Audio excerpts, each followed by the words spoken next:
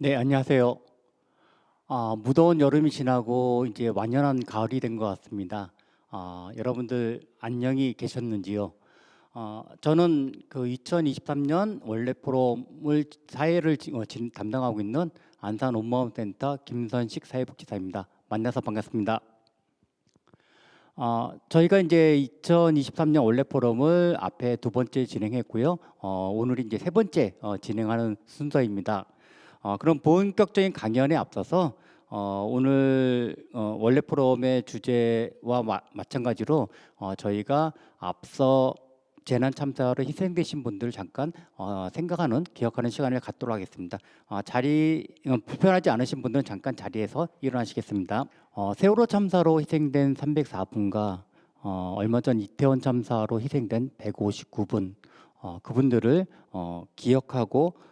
기억하겠다는 마음을 가지고 함께 묵념하도록 하겠습니다. 일동 묵념.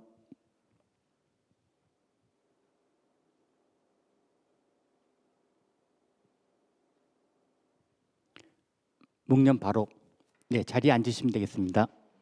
네, 그럼 본격적인 원래 포럼 시작에 앞서 저희 온마음센터 센터장님의 인사 말씀이 있도록 하겠습니다. 안산 온마음센터 정혜선입니다.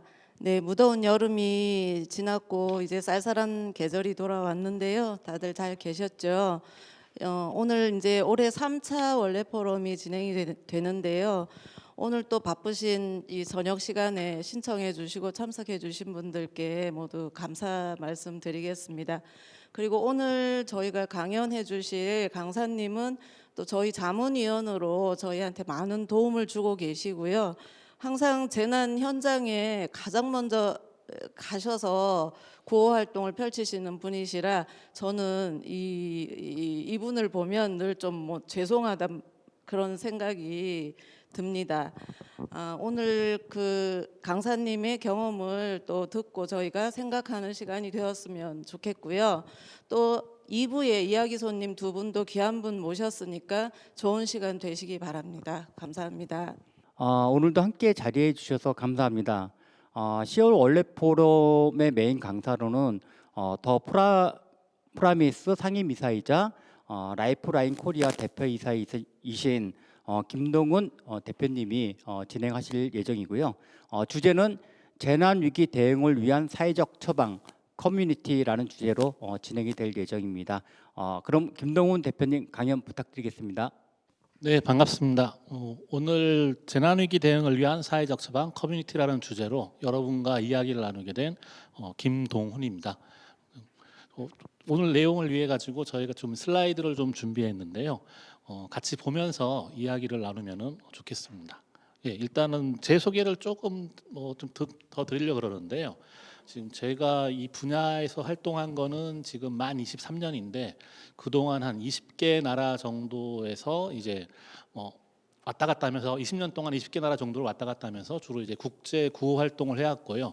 그 어려운 지역에서 이렇게 학교도 짓고 우물도 파고 보건소도 짓고 이러는데 또 재난이 발생하면은 또 가가지고 또 이렇게 활동을 해야 되다 보니까 어느새 이게 여러 현장들을 이제 보게 됐습니다. 그래서 이게 제가 지금 소속돼 있는 데가요. 더 프라미스라는 저기 재난구호 NGO인데요. 예. 재난구호 NGO인데 평상시에는 저기 이제 보통 이제 재난안전 교육을 이제 많이 하게 되고요. 실제 재난이 터지게 되면은 현장에 들어가게 됩니다. 그래서 이제 가장 최근에는 이제 금년에 좀 재난이 작년에 이어서 좀 많았는데 튀르키예 지진이 났을 때 현장에 들어가서 뭐 한 달 동안 이제 같이 이제 활동을 한다든지 작년에 이제 동해안 산불 났을 때 또 가가지고 활동하는 등 그래서 이게 여러 현장을 겪다 보니까 그 나름대로 우리가 재난 위기에 대응을 어떻게 하면 좋을지에 대한 여러 가지 이제 생각들을 이제 가지게 됐습니다. 그래서 오늘 그 얘기들을 좀 같이 나눠볼까 합니다. 예, 일단 제가 하는 일이 좀, 처음 보시는 분이 굉장히 많을 텐데요. 지금 주로 하는 일은 평상시에 저렇게 이제 교육을 하게 되는데 주로 이제 미국이나 일본에서 하는 그런 선진국에서 하는 그 재난안전교육 프로그램이 좀 다양하거든요. 그래서 그런 것들을 좀 한국에 가져와서 저렇게 직접 거의 이렇게 실습을 통해 가지고 저 체득을 할 수 있게 도와드리는 그런 활동을 좀 하고 있고요. 그 다음에 이제 터지면은 재난이 발생하면은 현장에 들어가서 직접 사람들을 이제 구호하는 활동 이런 것들을 지금 하고 있고 그리고 이제 그래서 이제 그렇게 우리 세월호 참사에 우리 유가족분들하고 또 이게 그러다 보니까 인연이 됐는데 지금 얼마 전까지 계속 진행이 됐습니다만은 작년과 금년에 우리 유가족분들 중에서 이제 본인이 재난 피해자다 보니까 다른 재난 피해자들을 만나 가지고 좀 돕고 싶다. 그런데 그냥 가서 자원봉사만 할 게 아니고 한번 재난 대응을 어떻게 하면 좋을지 그런 것들을 좀 제대로 배우면서 하자 그래가지고 저희가 이제 프로그램을 기획하고 여러분들과 같이 계속 이제 공부를 해왔었습니다. 그래서 그런 식으로 이제 교육도 같이 하게 되고요. 그런데 이 교육이라는 거는 결국에 현장에 가서 직접 대응하려는 거다 보니까 작년에 동해안 산불 그리고 이제 금년에 강릉 산불 났을 때요. 실제로 저희가 들어가서 활동을 나중에 저희만 하는 게 아니고 그때 같이 이제 교육을 받으셨던 우리 유가족분들이 직접 저렇게 지금 보시는 것처럼 현장에 오셔가지고 이재민들하고 직접 이게 같이 활동을 해보는 이런 식으로도 지금 같이 해보고 있었습니다. 그래서 이제 제 미션이라고 할 수 있는 게요. 저기 뭐 영어로 좀 어렵게 써놓긴 했습니다만은 레거시 시스템을 혁신한다. 레거시 시스템이라는 거는 현재까지 존재하고 있는 기존의 방식을 얘기하는 거거든요. 근데 불행하게도 그 기존의 방식이 잘 효율적으로 효과적으로 움직일 수 있다면은 큰 문제가 아닌데 특히나 이제 재난안전과 관련돼서는 많이들 느끼시겠지만은 무엇인가 지금 잘못된 게 아닌가 또 더 나아지는 건 맞는가 이런 생각들을 많이 가지고 계실 텐데 이러한 것들을 통째로 저희 레거시 시스템이라 그러고 이 시스템을 혁신해야겠다 바꿔야 되겠다 이런 생각들을 하고 있고요. 그 중요한 방법론으로서는 이제 커뮤니티 디펜스라 그래가지고요. 이 마땅한 한국의 단어가 없어가지고 굳이 번역하면은 뭐 공동체 방제 정확히 뜻으로 얘기하면은 공동체의 힘으로 재난 위기에 대응할 수 있는 그러한 사회적 체계들, 사회적 역량들 이런 걸 갖추도록 하는 게 우리의 이제 미션으로서 계속 이제 연구하고 여러분들한테 좀 알려드리고 있습니다.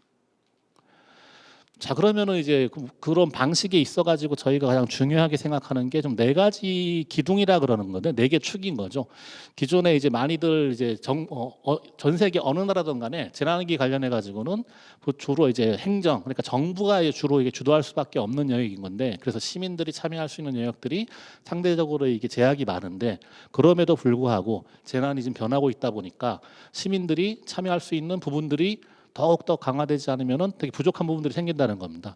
그래서 그랬을 때 한 네 가지 분야가 있는데 처음으로 봐야 될 게 재난 구호, 아주 전문적인 재난 구호인데요. 근데 이게 정부, 소방이나 의료 같은 부분들을 얘기하는 거긴 한데, 근데 이런 부분에서도 마저도 시민들이 참여할 수 있는 영역이 있거든요. 다만 이제 우리나라에서는 그런 사례가 거의 없어왔던 겁니다. 해외에서는 그런 게 많았었는데 그러다 보니까 이 재난구호에 있어가지고 좀 대안적인 재난구호 또는 시민 참여적인 재난구호의 방식들 이런 걸 만드는 게 지금 하나의 커뮤니티 디펜스에 있어가지고 저희가 하나 추구하는 바고요.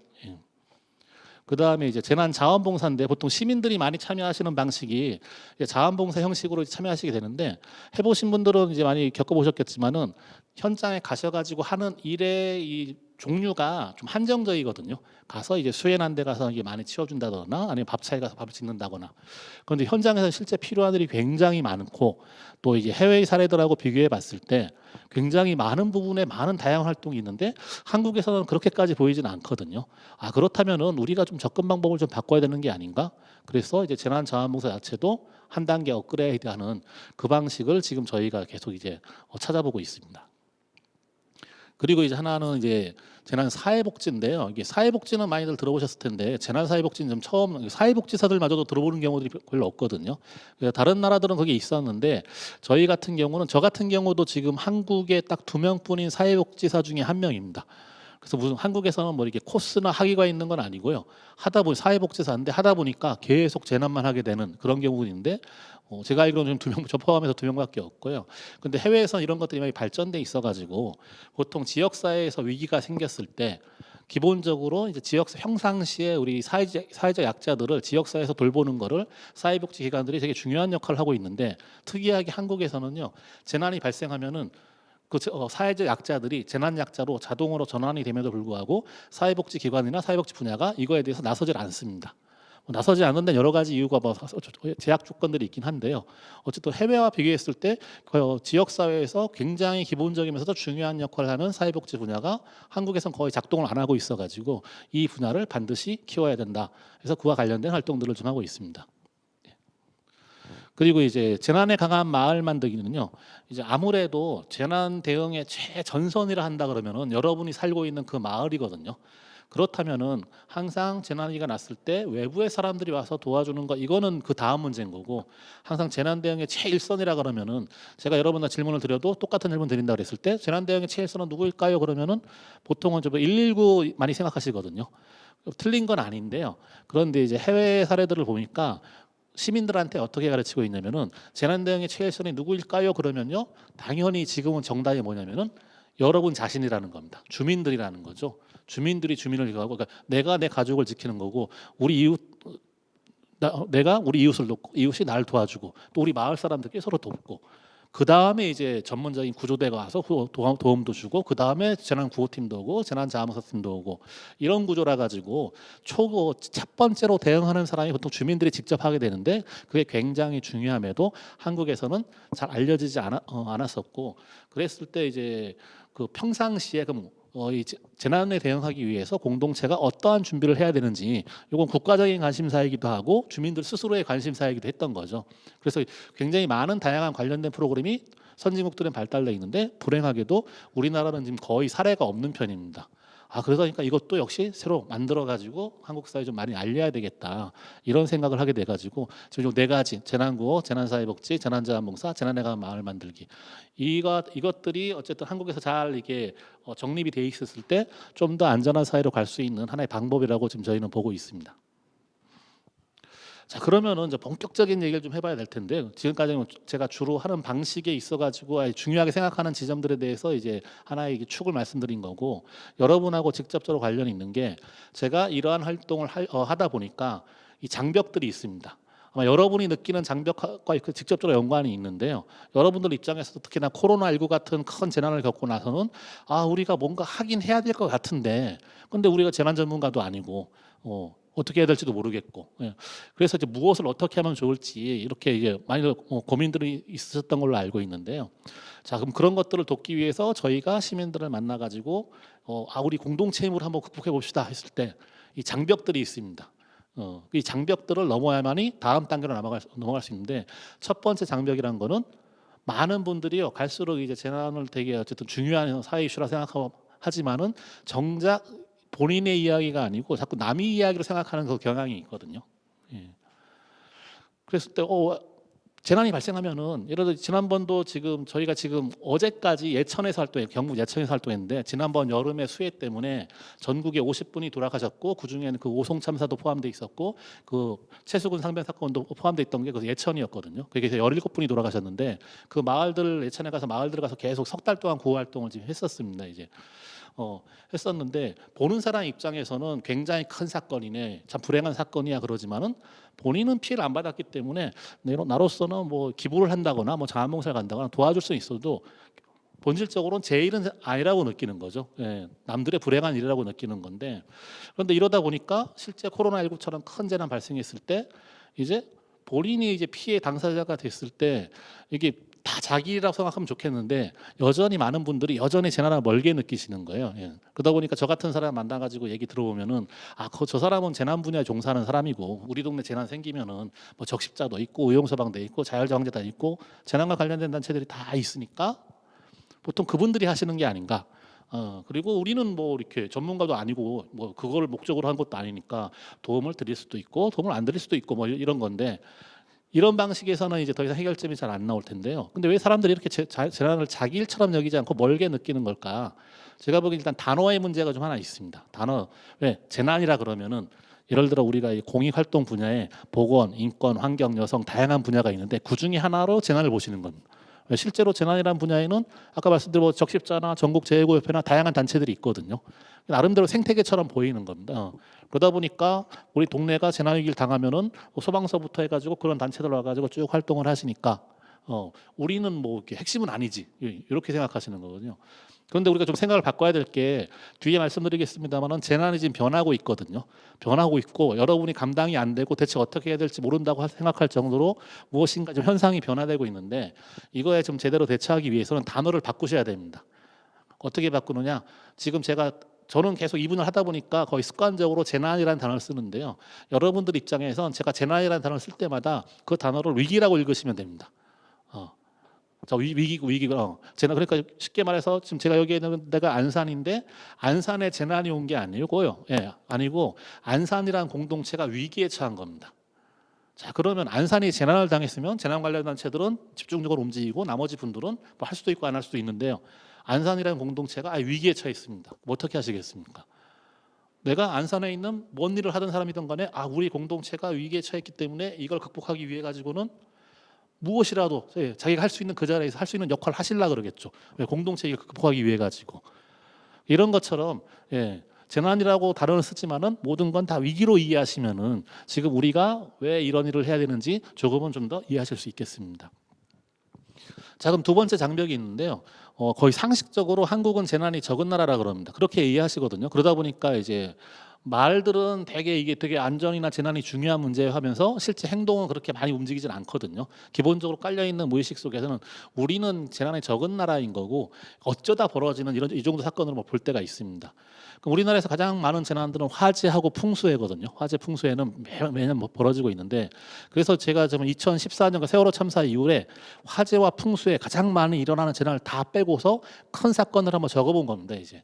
그러다 보니까 보시면 알겠지만은 2021년 정도 빼고 매년마다 거대한 사건들이 전체에서 충격적인 거대한 사건들이 벌어지고 있고 특히나 2022년이나 2023년 금년 같은 경우는 이게 한 건만 있는 게 아니거든요. 그러다 보니까 재난이 적은 나라라 그랬는데 딱 보니까 아니네요 지금. 재난이 적은 나라도 아니고 좀 특이한 게 저걸 보시면 특이한 게 예를 들어 일본 같은 경우는 지진이 굉장히 많이 발생하니까 지진에 굉장히 특화되어 있는 겁니다. 사회 체제 자체가. 그리고 우리나라는 풍수에 굉장히 피해가 많았기 때문에 풍수에는 좀 특화되어 있습니다. 그러다 보니까 이제 자기가 잘 겪는 재난들에 대해서 대응 능력이 높아질 수밖에 없는데요. 우리나라는 재난이 적은 게 아니고요. 실제 적은 것도 아니고 실제로 보면은 종류가 너무 다양한 겁니다. 패턴이 너무 다양하다 보니까 지진만 계속 나면은 이것만 발전시켜서 잘할 수 있는데 이게 너무 다양한 형식의 재난이 많다 보니까 한정된 능력으로 모든 형태의 재난에 대해서 다 대응할 수 있어야 되거든요. 그러니까 훨씬 다른 나라보다 난이도가 높은 나라에 해당하는 겁니다. 그러니까 더 신경을 쓸 수밖에 없고 더 연구를 해야 되는 건데요.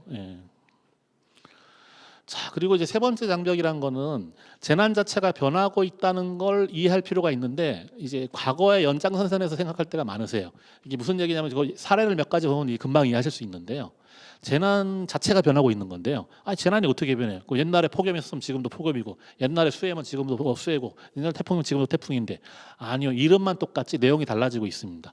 대표적으로 보시면은 2018년 여름에 굉장히 더웠거든요.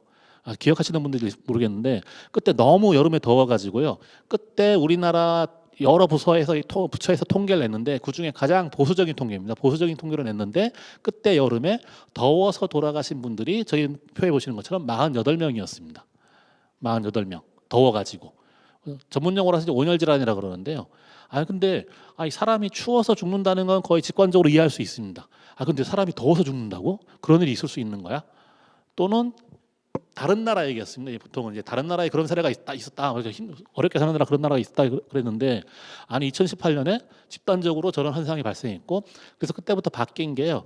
우리나라 법에다가 재난안전기본법이라는 법이 있는데 법에다가 거기에는 재난이 어떤 게 재난이고 어떤 게 재난이 아닌지 표시해 놨거든요. 그래서 처음으로 그때 법에 폭염을 재난으로 포함시킨 겁니다.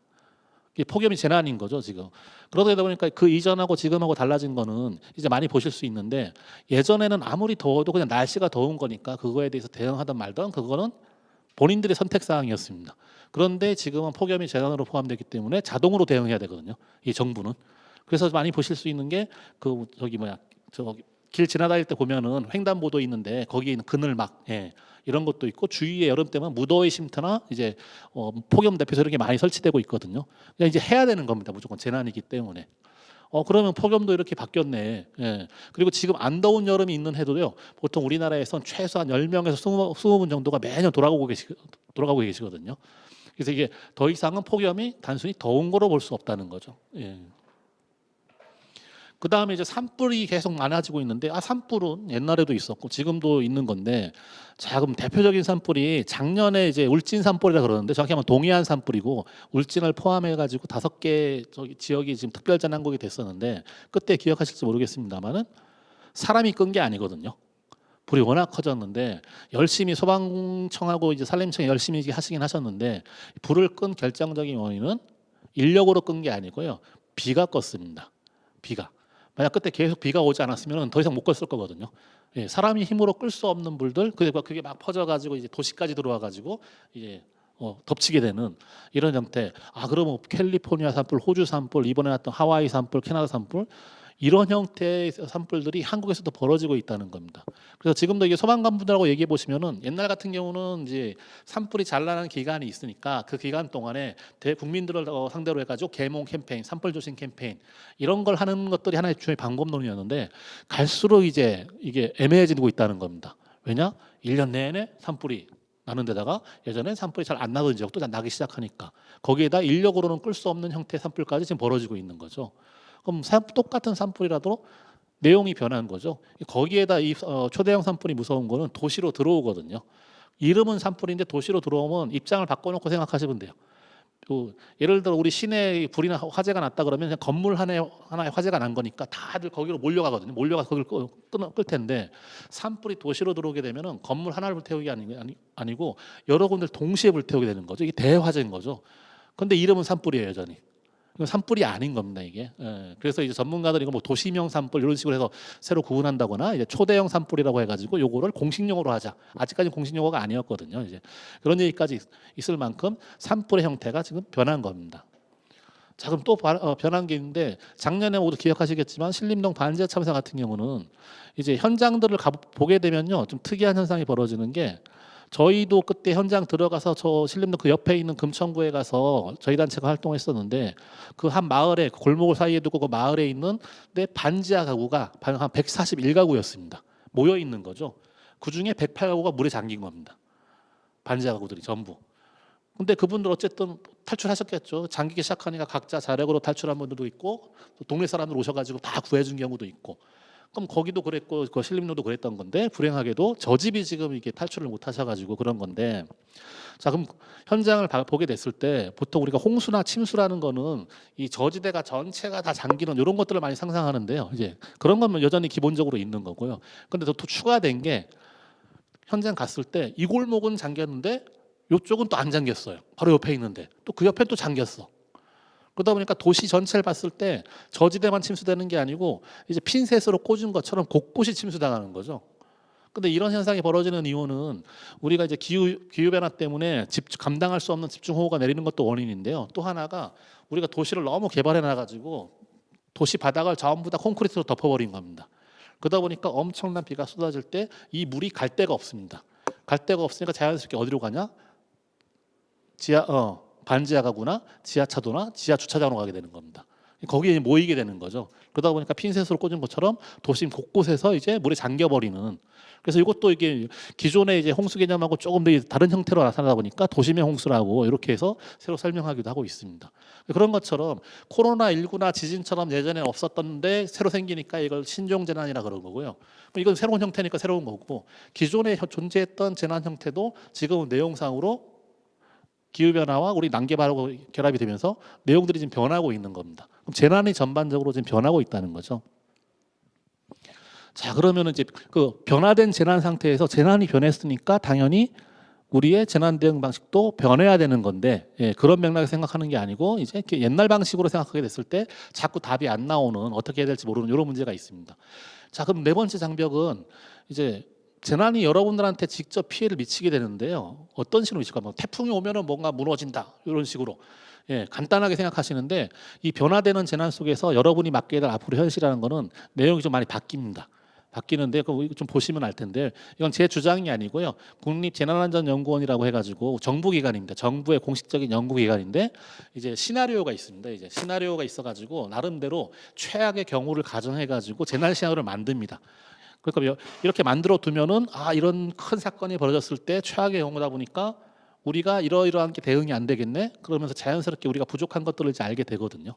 자, 그래서 이제 2년 전에 이 연구원에서 연구한 게 한 300분 정도의 한국의 재난 전문가들을 모아가지고 조사를 했습니다. 그런데 그 내용은 한 50여 가지 종류, 50여 가지 종류의 재난들을 딱 보여주고서 이 중에 지금부터 앞으로 우리나라에 가장 큰 피해를 미칠 재난이 어떤 게 있는지 한번 3가지씩 꼽아보라 그런 겁니다. 그랬을 때 이제 뽑았는데 정리해 보니까 저 5가지가 앞으로 우리나라에서 현재부터 앞으로 가장 피해가 많을 재난이라는 거죠. 그래서 풍수해, 폭염, 감염병, 산업재해, 미세먼지입니다. 불행하게도 저 중에 한 4가지가 기후 변화하고 직간접적으로 연관이 있습니다. 예전에는 뭐 기후 변화는 재난 환경 운동 하시는 분들의 영역이었던 거고요. 재난은 그냥 저희 재난의 영역이었는데 지금은 재난 전문가들마저도 이거를 되게 기후 변화를 중요한 요소 볼 수밖에 없는 그런 현실이 돼 있습니다. 그럼 저 5가지인데 몇 가지 그중에 몇 가지 보면요. 앞으로 우리가 어떠한 피해를 마을에 있으면서 받게 될지를 이해할 수 있는데요. 지금 글자가 작아서 다 보이질 않습니다만 그래서 제가 저기 빨간색으로 좀 표시해 놨습니다. 자, 첫 번째 시나리오는 미세먼지입니다. 미세먼지가 초고농도로 이게 진행이 됐을 때 우리는 실제 어떤 일을 당할 거냐? 일단은 중증 환자가 늘어날 겁니다. 호흡기 환자도 늘어나고 심혈관 환자도 병원에 응급실에 막 쏟아져 들어옵니다. 그리고 이게 처음 있는 현상이다 보니까 이 정도의 높은 미세먼지는 특히나 이렇게 임산부나 노인이나 영아들한테 어떤 영향을 미치는지 저희 모르거든요. 사실은 모르는데 그럼 그거에 따라 가짜 뉴스가 엄청나게 돌 거고요. 그다음에 시계가 가시거리가 안 되기 때문에 항공기들이 계속 결항되기 시작할 겁니다. 그리고 기업들 같은 경우는 특히 자동화 시설이 굉장히 돼 있고 특히 반도체 같은 경우는 치명적일 수 있는데요. 이 미세먼지 때문에 불량률이 굉장히 높아지게 되는 겁니다. 그럼 산업적인 피해도 굉장히 많아지는 거고. 그리고 코로나19 때처럼 학교를 보낼 수가 없다 보니까 휴교하거나 단축하는 이런 문제도 있고요. 또 이게 에너지 위기가 생기는데 당연히 화력 발전소의 출력을 줄이게 될 텐데 미세먼지 때문에 그러면 그동안 우리가 잘 준비해놨던 뭐 신재생 에너지 뭐 태양광 이런 게 있을 텐데 근데 불행하게도 이 사태가 벌어지면은 하늘이 가리면서 태양광도 마찬가지로 이렇게 불리해지거든요. 이게. 그러다 보니까 어떠한 대책을 준비하던 간에 이 재난은 처음부터 통로를 막아버리는 이런 현상이 벌어지게 되고 또 이게 저 시나리오 맨 마지막 줄이 뭐냐면 그래서 어떻게 하면 되는데 나오는데 불행하게도 기다린다 이겁니다. 기다린다. 왜요? 방법이 없으니까 날씨가 좋아질 때까지 기다린다. 이게 제 주장이 아니고요. 정부 쪽 연구소에서 얘기한 시나리오가 그렇다는 겁니다. 그만큼 이제 어려운 재난인 건데 보시면은 미세먼지가 나기 때문에 그냥 이게 숨 쉬는 게 불편해 이 정도 넘어가지고 개인 생활에서부터 산업까지 전반적으로 영향을 다 미치게 되거든요. 여러분의 일상생활을 전부 다 이제 위협하게 된다는 겁니다. 자, 그럼 두 번째 폭염 보면 극한 폭염인데요. 폭염 중에서도 굉장히 큰 이제 폭염인 건데 뭐 40도씩 올라가가지고 이게 3일 이상 진행되는 뭐 이런 시나리오인데요. 그럼 더운 거는 특히나 더 덥다. 이 정도를 넘어가지고 너무 덥기 때문에 닭들이 계란을 안 낳습니다. 그럼 계란값 올라가겠죠. 젖소들이 우유를 더 이상 만들지 않습니다. 우유값 올라가는 겁니다. 배추들 말라 죽습니다. 배추값 올라가는 거고요. 양식장 폐사됩니다. 생선값 올라가고. 전부 다 물가가 좀 폭등하게 돼 있습니다. 그리고 이제 이번 여름에 많이 겪어오셨는데 KTX 타면은 제 시간에 가지를 못했어요. 이번 여름에 특히나. 근데 그 이유가 더워서 그렇습니다. 코레일은 규정이 있거든요. 그 레일의 온도가 몇 도 이상 올라가면은 시속 몇 킬로, 몇 도 이상 올라가면 정지 이게 있습니다. 이제 그걸 지켜야 되는 건데 탈선할까봐 그러다 보니까 온도가 올라가면 올라갈수록 레일은 휘게 돼 있거든요. 그러면은 KTX 못 움직이게 되고 KTX가 못 움직이면 여러분이 어딜 출장을 못 가시는 게 아니고 물류가 안 돌아가는 거죠. 그리고 화재가 증가하게 되는데 더우니까 이제 전력을 굉장히 많이 끌어다 쓰다 보니까 에어컨은 계속 돌려야 되는 거고 그러다 보니까 노후된 변압기들이 터지면서 자꾸 화재들이 많이 이제 중간에 발생하는 거고요. 그리고 이번 여름에 특이한 현상 중에 하나가 뭐 그렇게 설명하는 전문가는 아직 저는 못 봤습니다만은 흉기 난동 사건들이 굉장히 많지 않았습니까? 근데 이런 사건들이 벌어지는 원인 중에 하나가 해외에서는 학술적으로나 통계적으로도 얘기가 되고 있는데 기후가 실제 사람들의 분노 범죄나 짜증 범죄나 아동 학대나 이 싸움들에 있어가지고 영향을 실제 주고 있거든요. 통계적으로.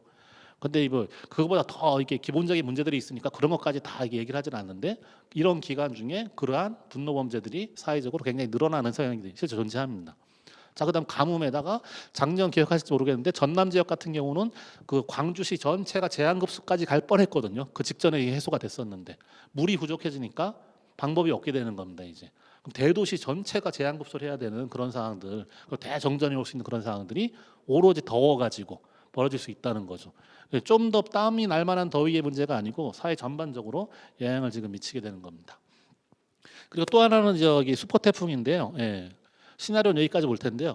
슈퍼 태풍 같은 경우는 지금 한국에 온 적은 없는데 모든 전문가들이 공통적으로 언젠간 한국에 온다 이렇게 생각하는 거죠. 다만 그 시기가 가서 보니까 더 앞당겨질 것 같아 이런 말씀들을 많이 하시는데 슈퍼 태풍이 어느 정도 태풍이냐면요. 여러분이 이제 KTX를 타보실 텐데 KTX가 가장 빨리 달 때가 시속 300km거든요. 자, 그럼 300km 막 달릴 때 그때 여러분들이 KTX 지붕으로 올라가시면 됩니다. 그럼 또 지붕에 딱 맞바람이 불지 않습니까? 맞바람. 그게 슈퍼 태풍입니다.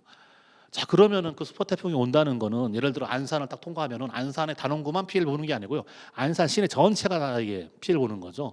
대체 누가 누굴 도와야 될지 모르는 그런 태풍인데, 자, 그런 태풍이 왔을 때 보시면은 반지하 가구에 인명 피해 생기고요. 산사태 나서 사람들 돌아가시고 지하철도 물 잠겨 가지고 돌아가시고 이런 건데, 근데 저거 보면 다 이미 벌어졌던 일인데, 근데 이 시나리오는요 재작년에 나온 겁니다. 그래서 지금 이번에 오송지하차도나 작년에 흰남노태 포항 주차장이나 이번에 지금 예천의 산사태나 작년에 신림동 반지하 참사, 그거보다 훨씬 이 시나리오가 먼저 나왔습니다. 시나리오대로 지금 돌아가고 있는 거거든요. 거기다 지금 저기 보면 119 불통이라 그러는데 그때 신림동 반지하 참사가 났을 때 그때 벌어졌던 현상이 실제로 저거였습니다. 예, 예. 그리고 이것도 역시 막 방법이 없고 기다려야 된다는 거죠. 대응 자체가. 자, 그럼 이렇게 봤을 때 앞으로 전문가들이 예상한 시나리오를 봤을 때 저런 방식의 재난들이 오게 됐는데 단순히 남의 얘기도 아니고, 예, 특정한 피해들, 그럼 태풍이 부니까 넘어지는 거고 지진이 무너지니까 떨어져서 다치는 이런 문제를 넘어가지고 우리 생활 곳곳에 영향을 미치다 보니까 이거 대체 어떻게 대응해야 돼? 예, 이 문제가 생기는 겁니다. 자, 그럼 피해 방식은 좀 그런데 그 중에서도 우리가 좀 생각해야 될 게 이제 5번째 장벽은 이제 재난 약자인데요. 재난 약자는 크게 이렇게 생각하시면 두 종류가 있다고 생각하시면 되는데, 하나는 기존에 있던 사회적 약자들이 있습니다. 돌봄을 필요한 사회적 약자들이 있는데 그분들이 재난 상황이 되면은 자동적으로 거의 재난 약자가 되시거든요. 이런 사례들이 있고, 또 하나는 평상시에 돌봄이 필요한 수준까지는 아닌데 갑자기 이 재난 때문에 약자가 되는 분들이 있으세요.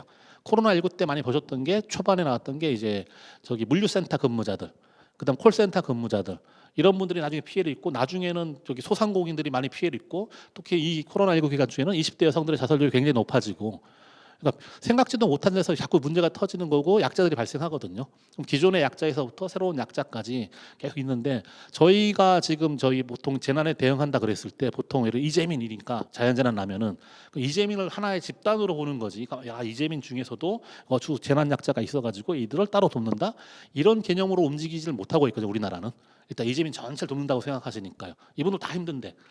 그런데 이제 이 재난 대응이 있어가지고 선진국하고 후진국을 구분하는 중요한 기준 중에 하나는, 재난은 다 똑같이 피해를 입는다 하더라도 그 안에서 본인들이 가지는 취약성에 따라 가지고 받는 정도가 다르거든요. 그러다 보니까 그거에 따라 그 안에 약자 중에 또 약자가 있는 겁니다. 그래서 그 약자 중에 약자들은 어느 정도까지 잘 챙겨낼 수 있느냐, 요게 지금 선진국의 수준으로 이제 볼 수 있는 하나의 지표라 그럴 수 있습니다. 자, 그럼 이제 사례가 뭐 어떤 거 있을까 했는데, 요거는 지금 기억하실지 모르겠는데 그 코로나 기간 중에 있었던 인천의 미추홀구에서 발생했던 그 라면 형제 사건입니다. 예, 그때 기억하실지 모르겠는데 이제 어머니가 낮에 일하러 갔습니다. 아이들 둘이, 형제 둘이서 집에 있어요. 근데 라면을 끓여 먹다가 불이 나가지고 병원에 실려갔죠. 그래서 이제 그 형제 중에 한 명은 나중에 이게 병원에 죽었고 한 명이 지금 남아 있는데, 근데 마침 이게 코로나19 때문에 집에서 온라인 수업을 하던 그때였거든요. 자, 그럼 이 사건 하나만 하더라도 생각해 볼 게, 이건 단순 화재 사건으로 인한 피해자인가 아니면 코로나19로 인한 피해자인가? 이렇게 제가 질문을 드리면은 어떻게 뭐라고 대답하실 수 있을까요? 아무도 이거에 대해서 뭐 연구해보나 그런 건 아닌데 좀 애매하지 않습니까? 이러면은. 그럼 좀 다음 사례 좀 보겠습니다. 예. 그리고 이제 저런 것처럼 전혀 생각지도 못했던 데서 피해가 나는데, 요거는 2005년에 있던 카트리나가 미국을 뉴올리언스를 휩쓸었을 때 실제 결과적으로 보니까 피해를 입은 지역이 어디냐? 부자들이 사는 지역이 아니고요, 가난한 사람들 살던 지역이 훨씬 더 피해가 많았다는 겁니다. 똑같은 재난인데 다 피해를 보는 게 아니고 약한 사람이 더 큰 피해를 보는. 예. 재난을 피해를 본다는 거죠. 그리고 우리나라 통계인데 아까 언급 드렸던 폭염입니다. 폭염 같은 경우도 다 더우니까 날씨는 누구한테나 더우니까 공평할 것 같은데 그러지 않습니다. 실제로 그 더워가지고 돌아간 사람들의 숫자를 봤을 때 저소득층이 훨씬 더 많습니다. 약한 사람들이 더 이게 취약하다는 거죠. 다음 보겠습니다. 자, 이것도 이제 아까 라면 형제 사건과 더불어 좀 특이한 케이스인데요. 예. 저기 코로나가 2020년 초에 발생했는데 그때 발생했을 때 그 전반기의 통계가 경찰청에 냈습니다. 교통사고 사망자 통계. 코로나 때문에 보니까 코로나 생긴 그 반년 동안에 교통사고 사망자 통계를 보니까 다 줄었습니다. 활동이 줄면서 사망자 숫자는 다 줄었는데 특이하게도 오토바이 사망자 숫자만 13.7%가 더 높아진 겁니다. 아니 다른 건 다 줄었는데 왜 그것만 늘어났을까? 왜 오토바이 사고 사망자만 늘어났을까? 여러분이 배달을 너무 많이 시켜가지고 예. 다들 전화로 배달을 시키다 보니까 사망자가 그만큼 늘어난 거죠. 아니 그러면 13.7%에 해당하는 그 분들은 이거는 교통사고에 대한 피해자일까요? 아니면은 코로나19의 피해자일까? 이것도 역시 아무도 연구하고 있지는 않습니다. 그러다 보니까 풍선 효과라고 그럴 수 있는데요. 이쪽을 잡으려고 열심히 하다 보니까 전혀 생각지도 못한 데서 크게 피해가 벌어지는 거죠.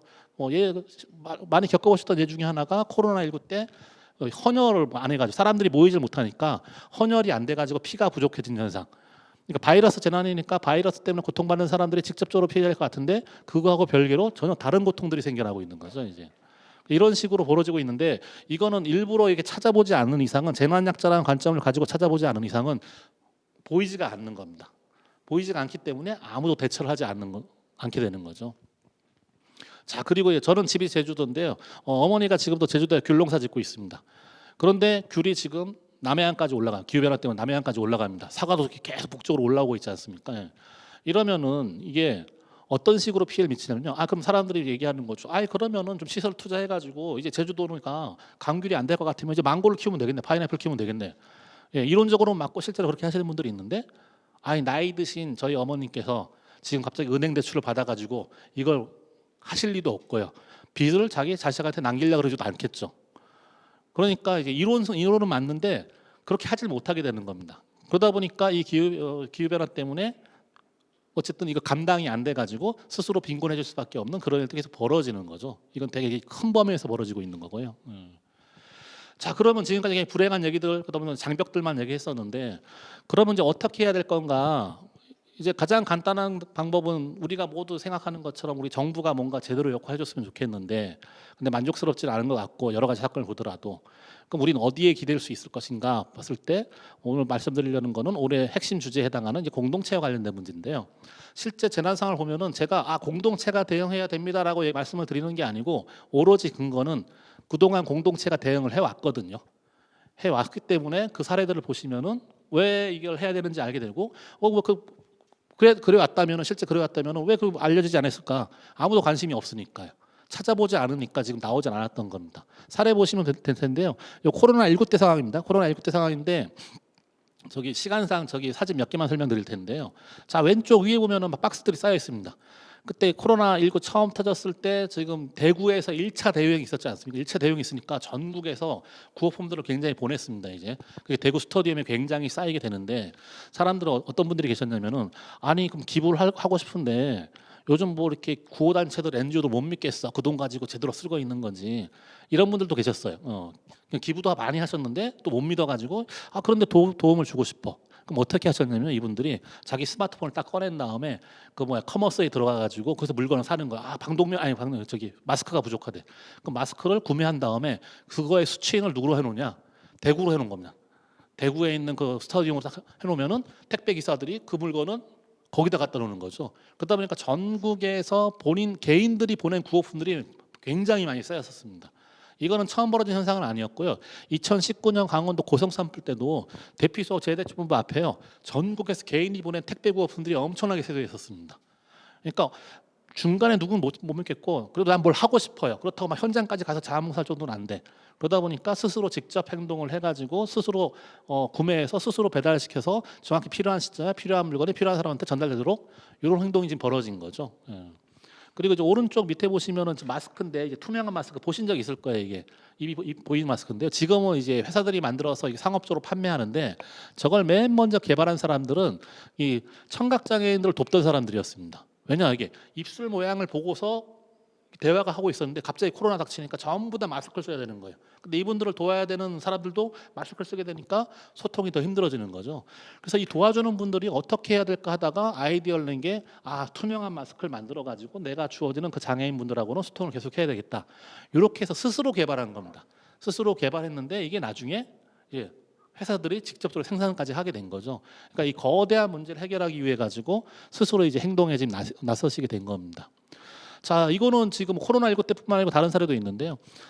강원도 고성 산불 2019년 있었던 산불 같은 경우는 그때 기억하실지 모르겠는데요. 그때 뉴스에 어떤 게 나왔냐면은 전국에 있는 소방차들이 고속도로를 따라 가지고 쫙 다 같이 달려가는 그쪽 고성을 향해 가지고 그 모습 기억하실 거예요, 이게. 그러니까 이게 장엄한 모습이고 우리가 소방이 어느 정도 계속 발전하고 있다는 거를 국민들이 좀 체감할 수 있는 그런 시간이었는데, 그런데 생각해 보세요. 입장을 바꿔놓고 생각해 보세요. 내가 지금 그 산불난 그 지역의 주민인 거야. 주민인데 뭐 소방차 오고 있대요. 근데 오기 전까지는 뭐예요? 어떻게? 불 끌까요? 없으면 인력으로 꺼지는 불이 아닙니다. 그렇다면 제일 중요한 건 대피가 먼저거든요. 그럼 대피를 먼저 시켜야 되는데 그럼 대피를 어떻게 해야 되냐? 불행하게도 그 지역이 고령화 지역이었습니다. 특히나 혼자 사는 노인분들이 굉장히 많았었거든요. 그런데 밤에 벌어졌기 때문에 잠결에 지금 산불이 나는데 자다가 산불 나는데 어떻게 집이 다 불타도 집 제대로 모르게 됐는데요. 그런데 이때 누가 나섰냐면은 라이더들, 그러니까 오토바이 타고 배달하시는 분들, 이 라이더들이 역할을 하셨는데 저기 배달을 계속 하다 보면 보통 자기 구역이 있다 보니까 계속 하다 보면은 대충 어느 집에 어떤 분이 어떤 상태로 사시는지 되게 짐작이 가거든요. 근데 저녁에 와서 이렇게 쉬고서 텔레비전 보고 있는데 갑자기 불났대요. 자기 배달 구역이네. 엄청나게 빠른 속도로 불이 와가지고 이 밤중에 그럼 우리 그 집에 살고 있는 그 독거 노인분들 다 잠결에 이제 불에 타게 생겼네. 어떻게 합니까 이게? 소방차들은 아직도 고속도로에 있고. 그래서 본인의 오토바이를 몰고 가가지고 집집마다 문을 두들겨가지고 계시면은 데리고 나와서 다 대피시켰던 겁니다. 그래서 한두 사람이 한 게 아니고요. 그 라이더들이 다 그 일을 했기 때문에 나중에 저렇게 상도 받게 되셨어요. 그러니까 주민들이 주민을 구하는 거죠. 자, 그리고 이제 이건 강원도 산불 때, 작년에 울진 산불, 동해안 산불 때인데요. 특이한 게 이제 산불을 끄기 위해서 가장 큰 역할을 하는 건 헬기입니다. 헬기가 와가지고 물을 떠서 이렇게 쏟아 부어야 되는 건데, 문제는 이제 산불을 일으키는 원인은 기후 변화가 아니거든요. 그렇게 말씀하시는 분들도 있긴 한데 정확히 말하면 한국에서 벌어지는 산불의 80% 이상은 전부 다 사람이 만든 겁니다. 사람이 싫어하거나 방화거든요. 방화인데 사람 때문에 생긴 그 쬐끄만 산불이 거대한 초대형 산불로 발전하는 데는 기후 변화가 직접적으로 연관이 있습니다. 그래서 2019년도 그렇고 작년도 그렇고 겨울에 너무너무 건조한 거예요. 그러다 보니까 이제 불을 꺼야 될 때 문제가 된 게 이 기후 변화 때문에 작은 불이 큰 산불도 되는데 또 하나 문제가 있냐, 하천이 말라버린 겁니다.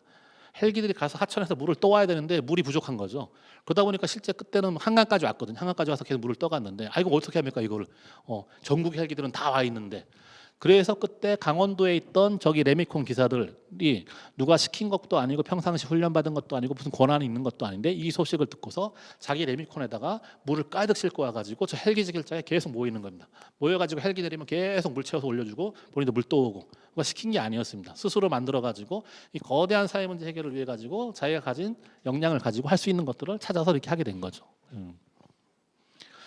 자, 그럼 이런 식으로 해서 이제 시민들이 스스로를 이제 구제하기 위해서 나서고 있는데요. 그 방식에 있어가지고 하나 좀 이렇게 보실 게 앞으로 이게 우리가 대응할 때 있어가지고 이제 하나의 중요한 시사점이 될 수 있는데요.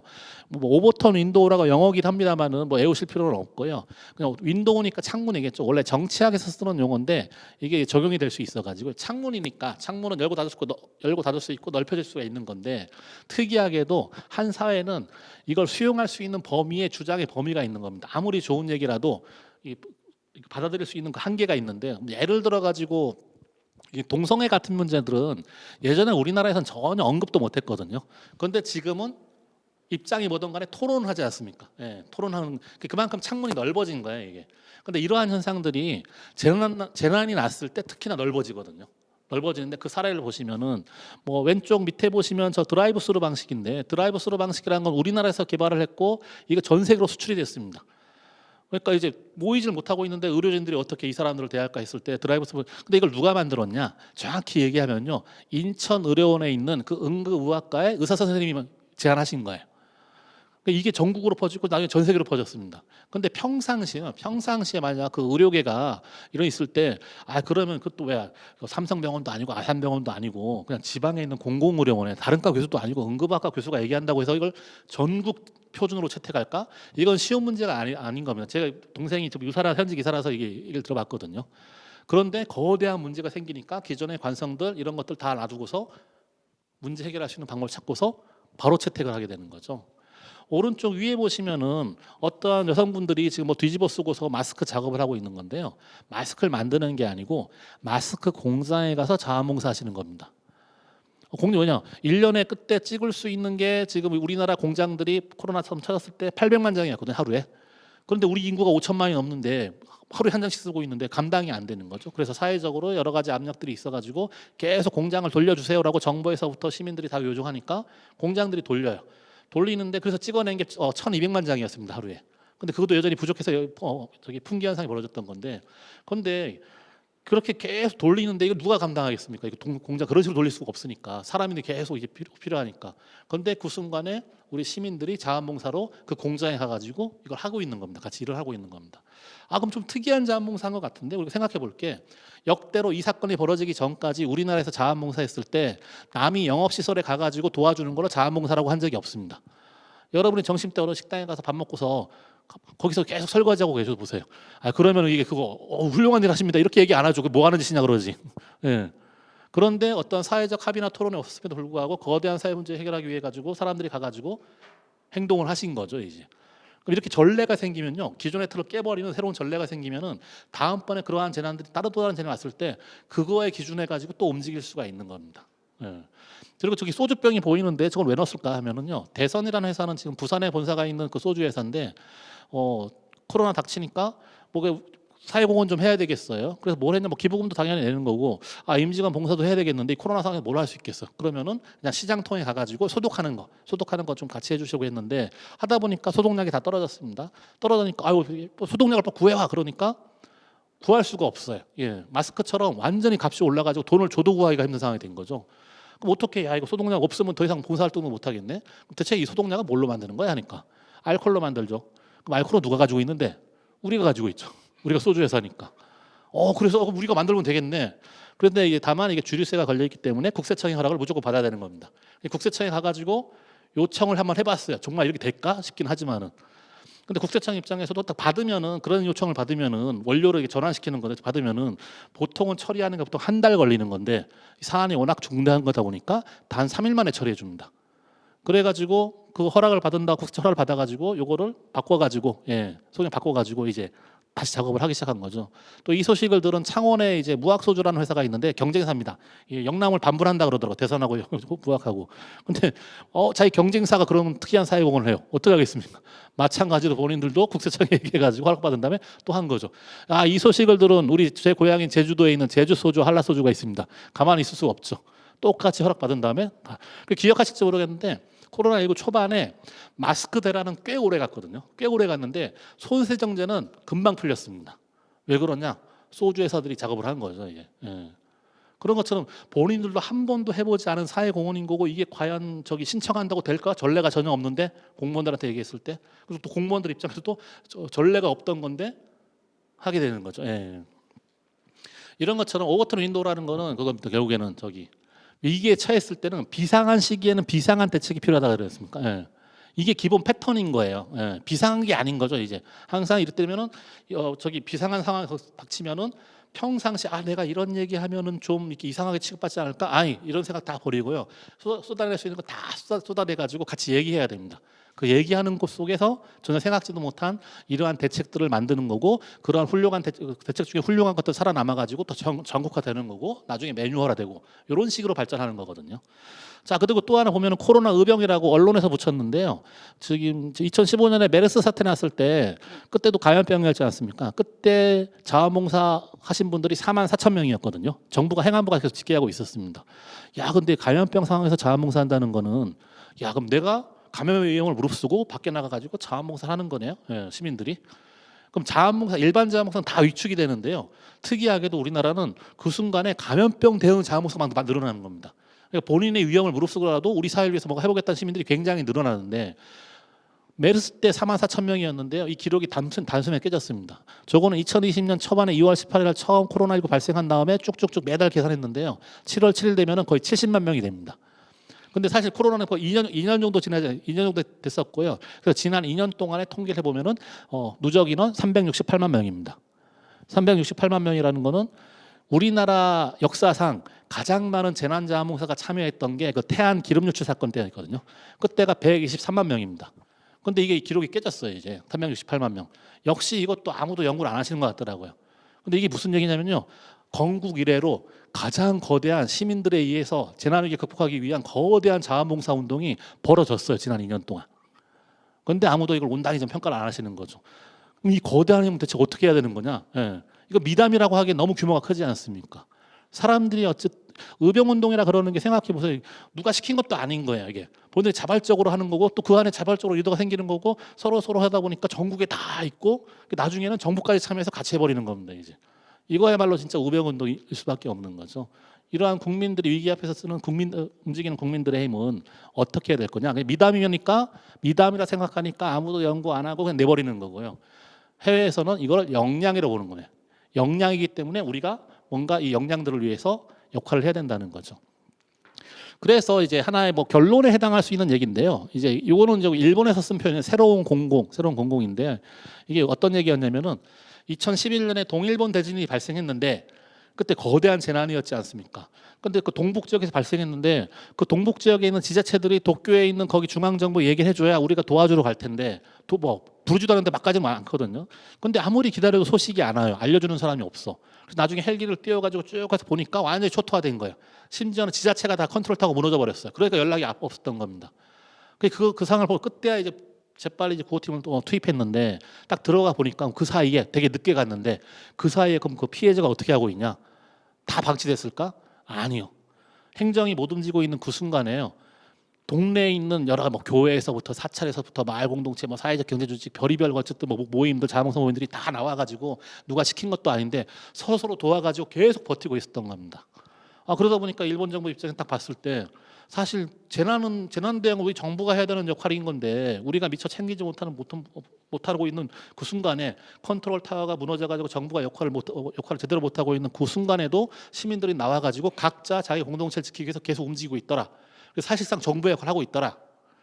그래서 새로운 공공이라고 그 시민사회 이름을 붙여준 겁니다.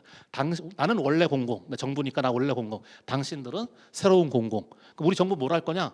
소방과 의료와 같은 부분들은 계속 내가 정부니까 계속 발전시켜야 되는 거는 기본적으로 내 할 일인 거고 이와 더불어 가지고 새로운 공공인 여러분들이 스스로 지킬 수 있는 그런 힘들을 계속 키울 수 있도록 우리는 새로운 공공을 위해서 뒷받침하겠다. 그래서 굉장히 중요한 두 축이 생긴 거거든요.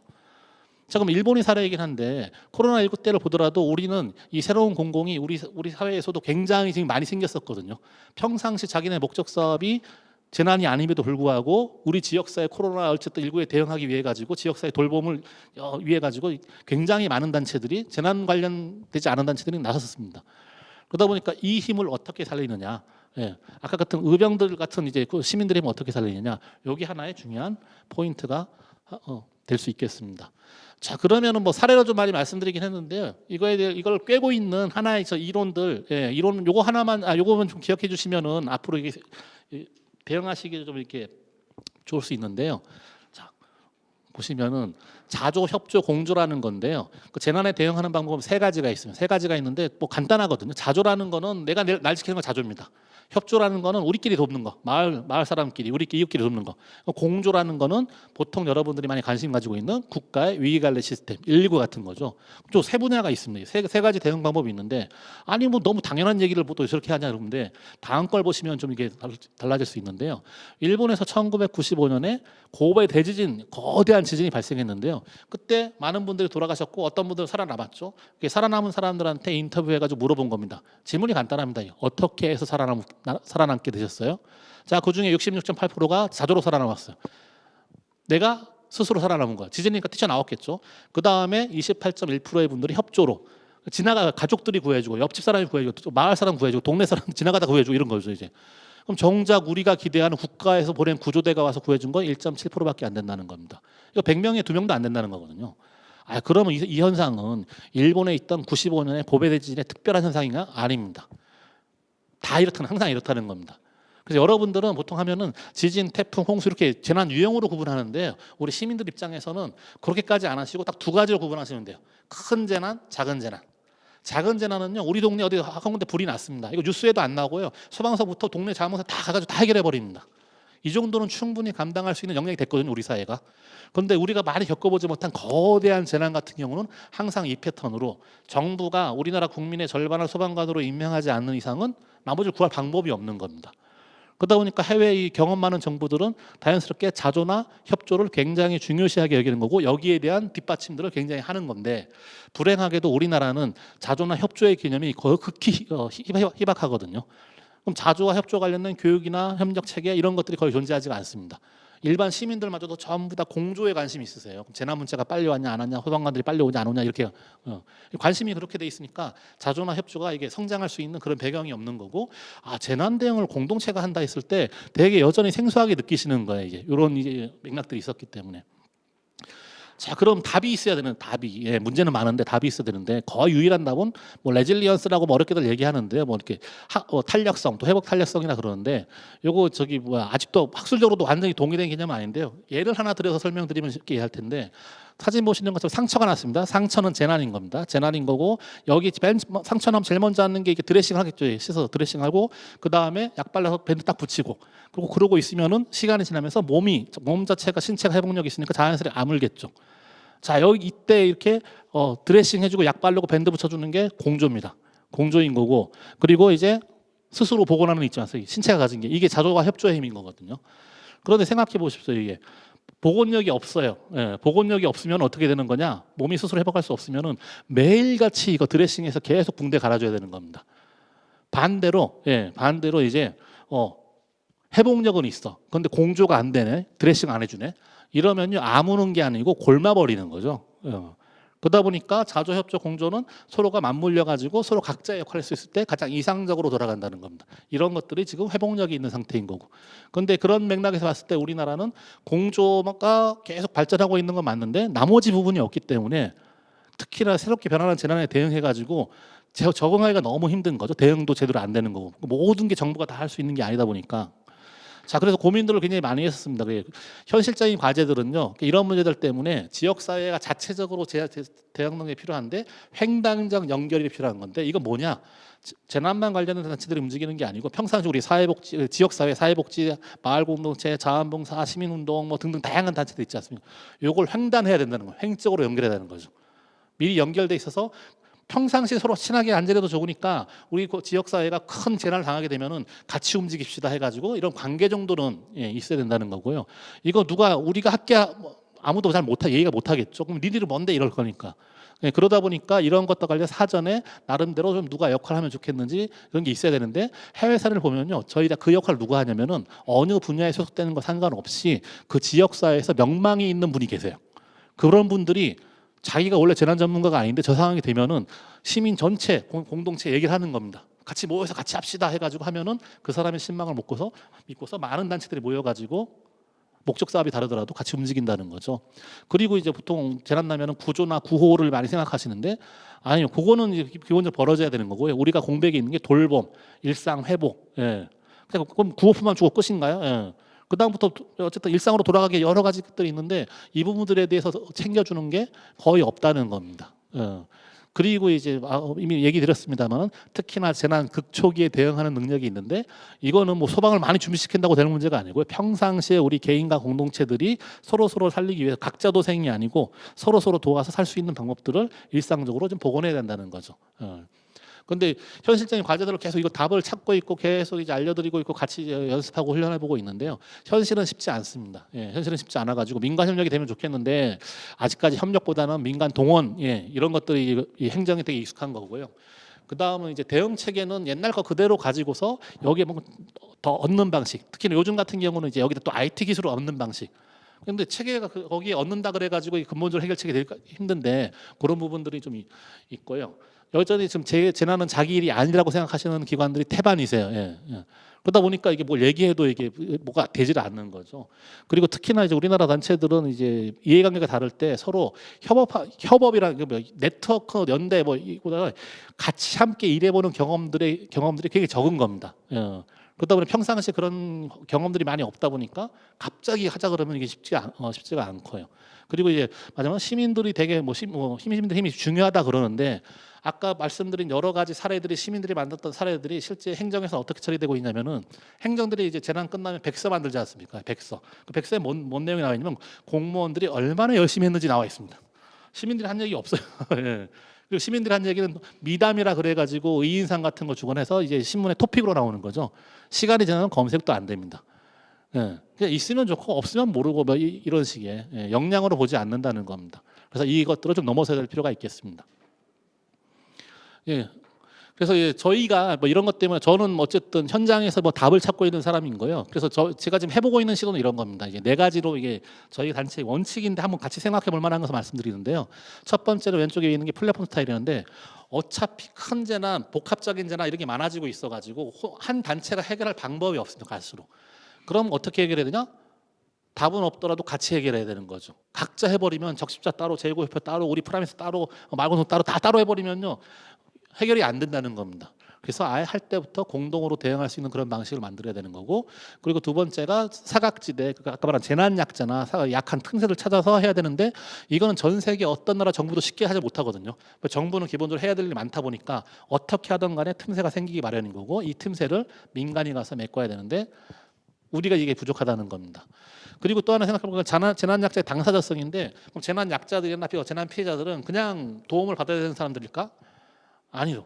그분들도 스스로 계속 일으킬 수 있는 회복력이라는 게 있어요. 그래서 지금 지난번에 산불 현장 갔을 때 어떻게 했냐? 밥을 따로 혼자 드시는 거야. 근데 이분들을 서로 만나게 해가지고 서로 얼굴을 알게 해줬어요. 그 다음부터는 이재민들 어떻게 했냐? 몇 호실 할머니 혼자 밥 드시겠네? 그래서 자기 밥을 들고서 거기 그 방에 가서 같이 식사하시는 겁니다.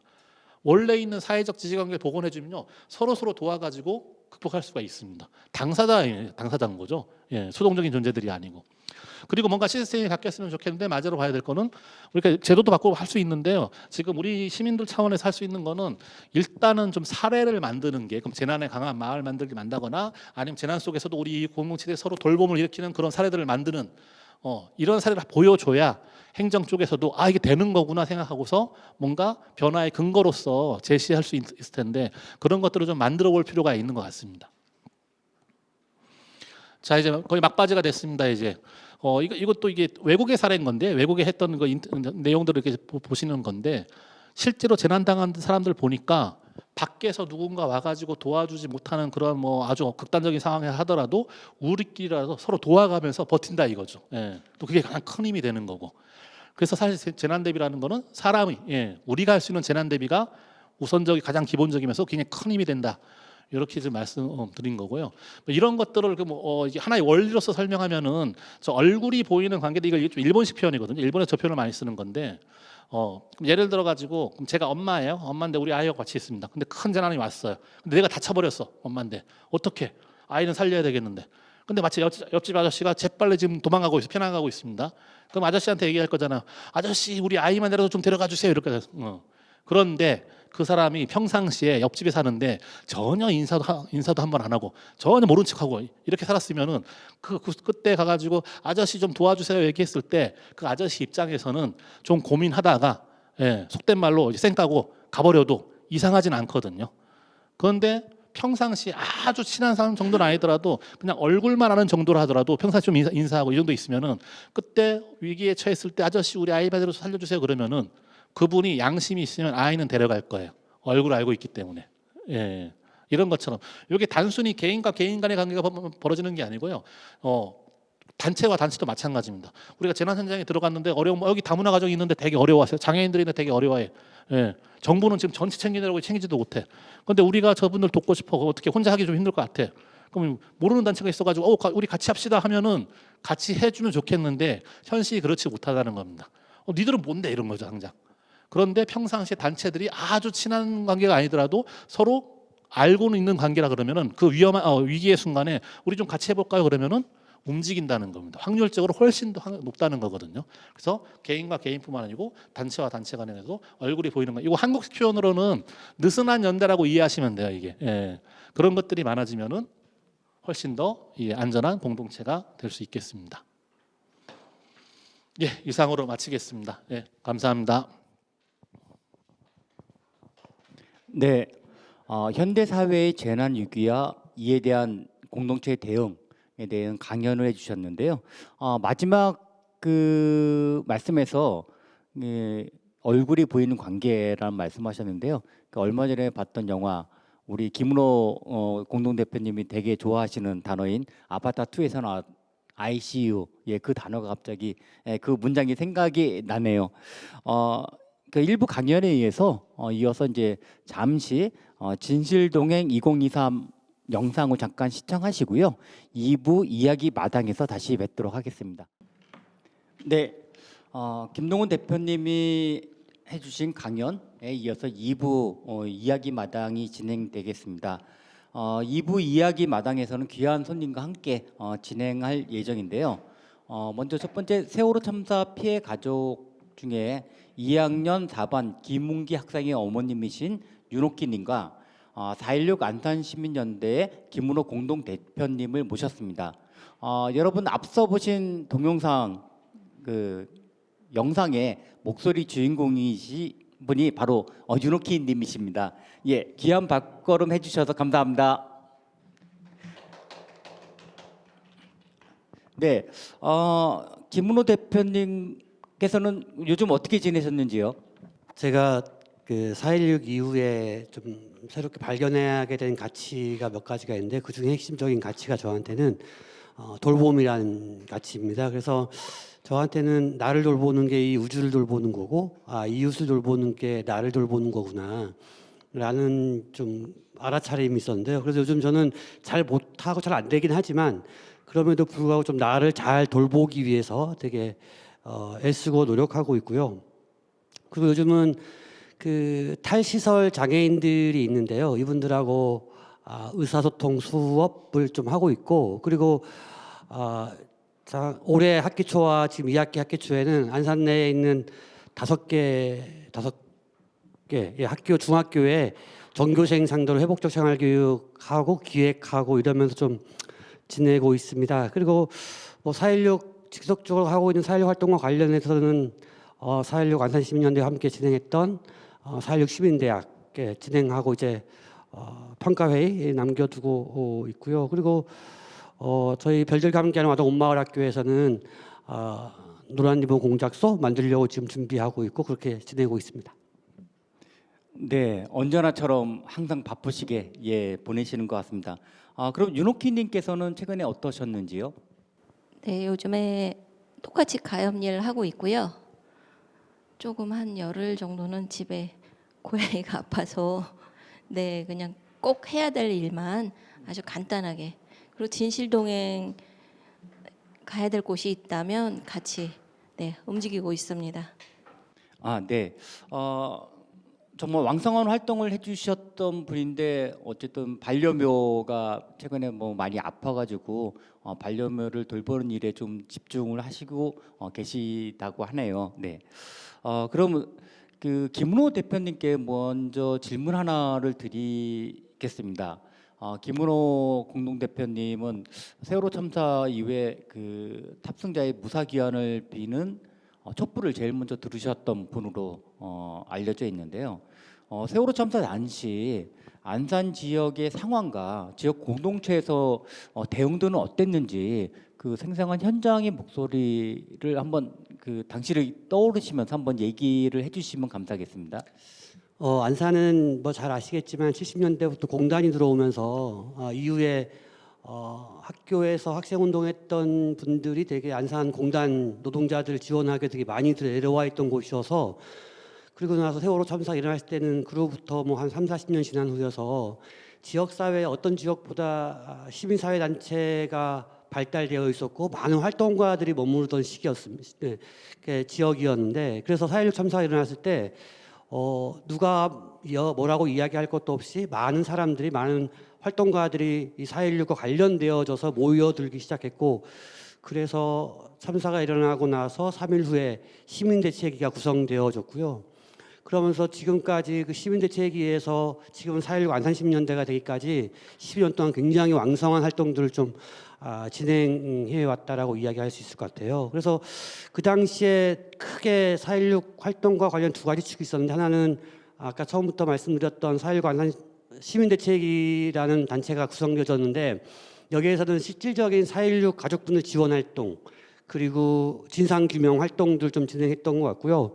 그리고 또 한 축으로는 이 공동체 회복을 위한 활동하는 단체가 있었어요. 그래서 치유와 공동체 회복을 위한 네트워크라는 단체가 만들어져 있었는데, 이 단체에서는 주로 4.16 참사 이후에 공동체를 어떻게 회복시켜 갈 것이냐, 이런 활동들을 주로 좀 해왔던 것 같아요. 그리고 뭐 이후에도 지금은 기억 저장소가 되어 있는 그 4.16 기억 활동들을 어떻게 진행할 것이냐는 활동들이 있었고, 그리고 철임 토론회를 준비해왔던 4.16 이후에 안산 지역사회는 어떻게 변화 발전해야 하는가라고 이야기하던 몇 군 단체들이 좀 그렇게 진행되었던 것 같고요.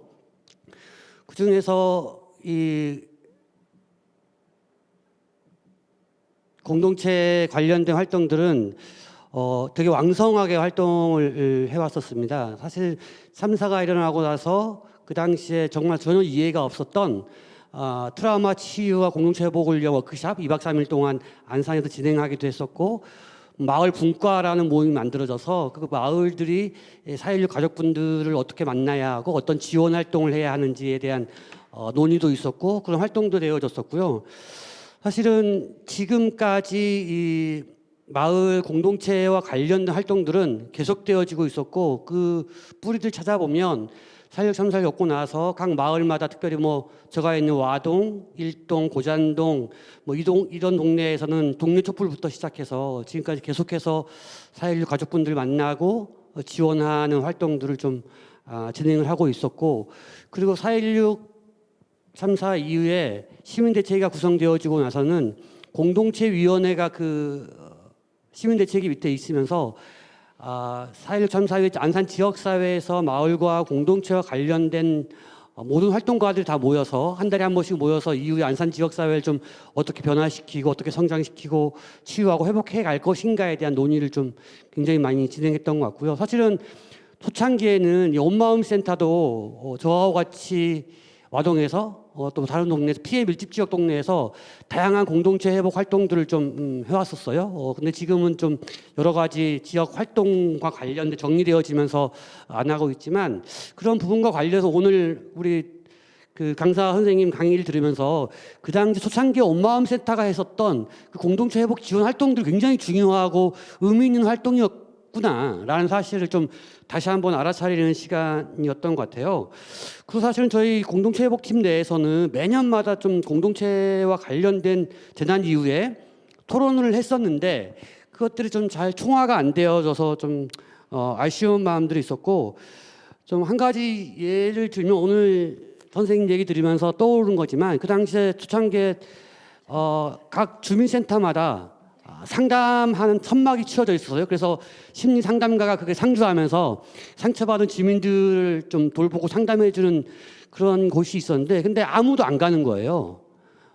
그런데 그 당시에 제가 그 상처받은 주민들을 위해서 뭘 했었냐면, 이웃대화 모임 진행자 이웃대화 모임을 진행을 하면서 그 주민들 돌보는 일을 했었는데, 그때를 생각해 보면 그때 정말 필요했던 게 그 자조 협조라는 영역이었고, 지금도 저희가 4.16 기억 마을 모임을 만들어서 이후에 4.16 운동 이후에 계속해서 변화되는 지역사회와 공동체를 하기 위한 모임들을 진행하고 있는데요. 이런 활동들이 굉장히 중요하고 유의미하구나라는 사실을 좀 새롭게 배우고 알아차리는 시간이었던 것 같습니다. 네, 안산에서 어쨌든 세월호 참사 피해자를 지원해주는 일과 또 안산 지역의 시민을 비롯한 공동체를 위해서 한 활동들, 이 두 가지 모두 다 되게 집중적으로 했다라고 좀 정리를 할 수 있을 것 같고요. 사실 외부에서는 이런 평가를 하기도 하더라고요. 그나마 안산이어서 세월호 참사에 대한 대응이 어느 정도 가능하지 않았느냐, 그 정도의 안산은 역량이 있었다라는 평가를 저도 외부에서 하는 것들을 좀 들었던 적이 있는 것 같습니다. 네, 말씀 감사하고요. 다음은 윤옥희님께 잠깐 여쭤보도록 하겠습니다. 마찬가지로 혹시 세월호 참사 직후에 사실 많은 사람들과 많은 단체들이 안산에 왔었죠. 그리고 그분들이 세월호 참사 피해자분들을 도와주기 위해서 많은 애를 쓰신 거로 알고 있는데요. 그렇게 도움을 주고자 했었던 것들 중에서 가장 도움을 받았던 것들 중에서 가장 인상적이었던 것들이 있었을까요? 제가 네, 지금까지 내년 4월이면 10주기가 되는데요. 정말 많은 분들이 함께 해주셨죠. 그 유관 기관 말고도 개인적으로 또 어떤 무슨 기업체라든가 참사 초기에는 제가 체육관에서 만 14일을 있었는데요. 그때는 뭐 물질적으로 어마무시하게 많은 도움을 주신 분들도 계시고 직접 현장에서 몸으로 행동으로 보여주신 분들이 굉장히 많이 계셨습니다. 제가 이 질문을 조금 미리 먼저 받아보고 가장 인상적이었던 게 내 머릿속에 남아있는 게 뭔가 굉장히 많은 장면들, 많은 분들이 제 기억에 남아있는데요. 노숙할 때는 어떻게든 따뜻한 가정식 밥 한 끼라도 먹여보겠다고 일주일에 한 번씩 꼬박꼬박 밥을 해다 주신 단체도 있으셨고요. 빨래할 데가 없으니까 빨래를 책임지고 빨래를 해다 주시는 그런 분들도 계셨고, 그럼에도 제가 제일 기억에 남는 분이 계셨는데요. 체육관에서 조용히 말없이 제가 만 14일 있으면서는 거의 한 80%가 빠져나간 상태였어요. 처음에는 빽빽했던 그 장소가 나중에 휑해지더라고요. 근데 거기서 어떤 한 분이 조용히 말없이 물걸레를 들고 주변 정리, 먼지 청소 이런 해주셨던 분이 제일 제 머리에 남아 있어요. 그 선생님께서는 생각하시기에는 별거 아닌 거라고 생각하실 수도 있을 것 같은데요. 여태까지 10년이 다 되도록 그분이 제 머릿속에 제일 남아있는 이유는 아마 그럴 거예요.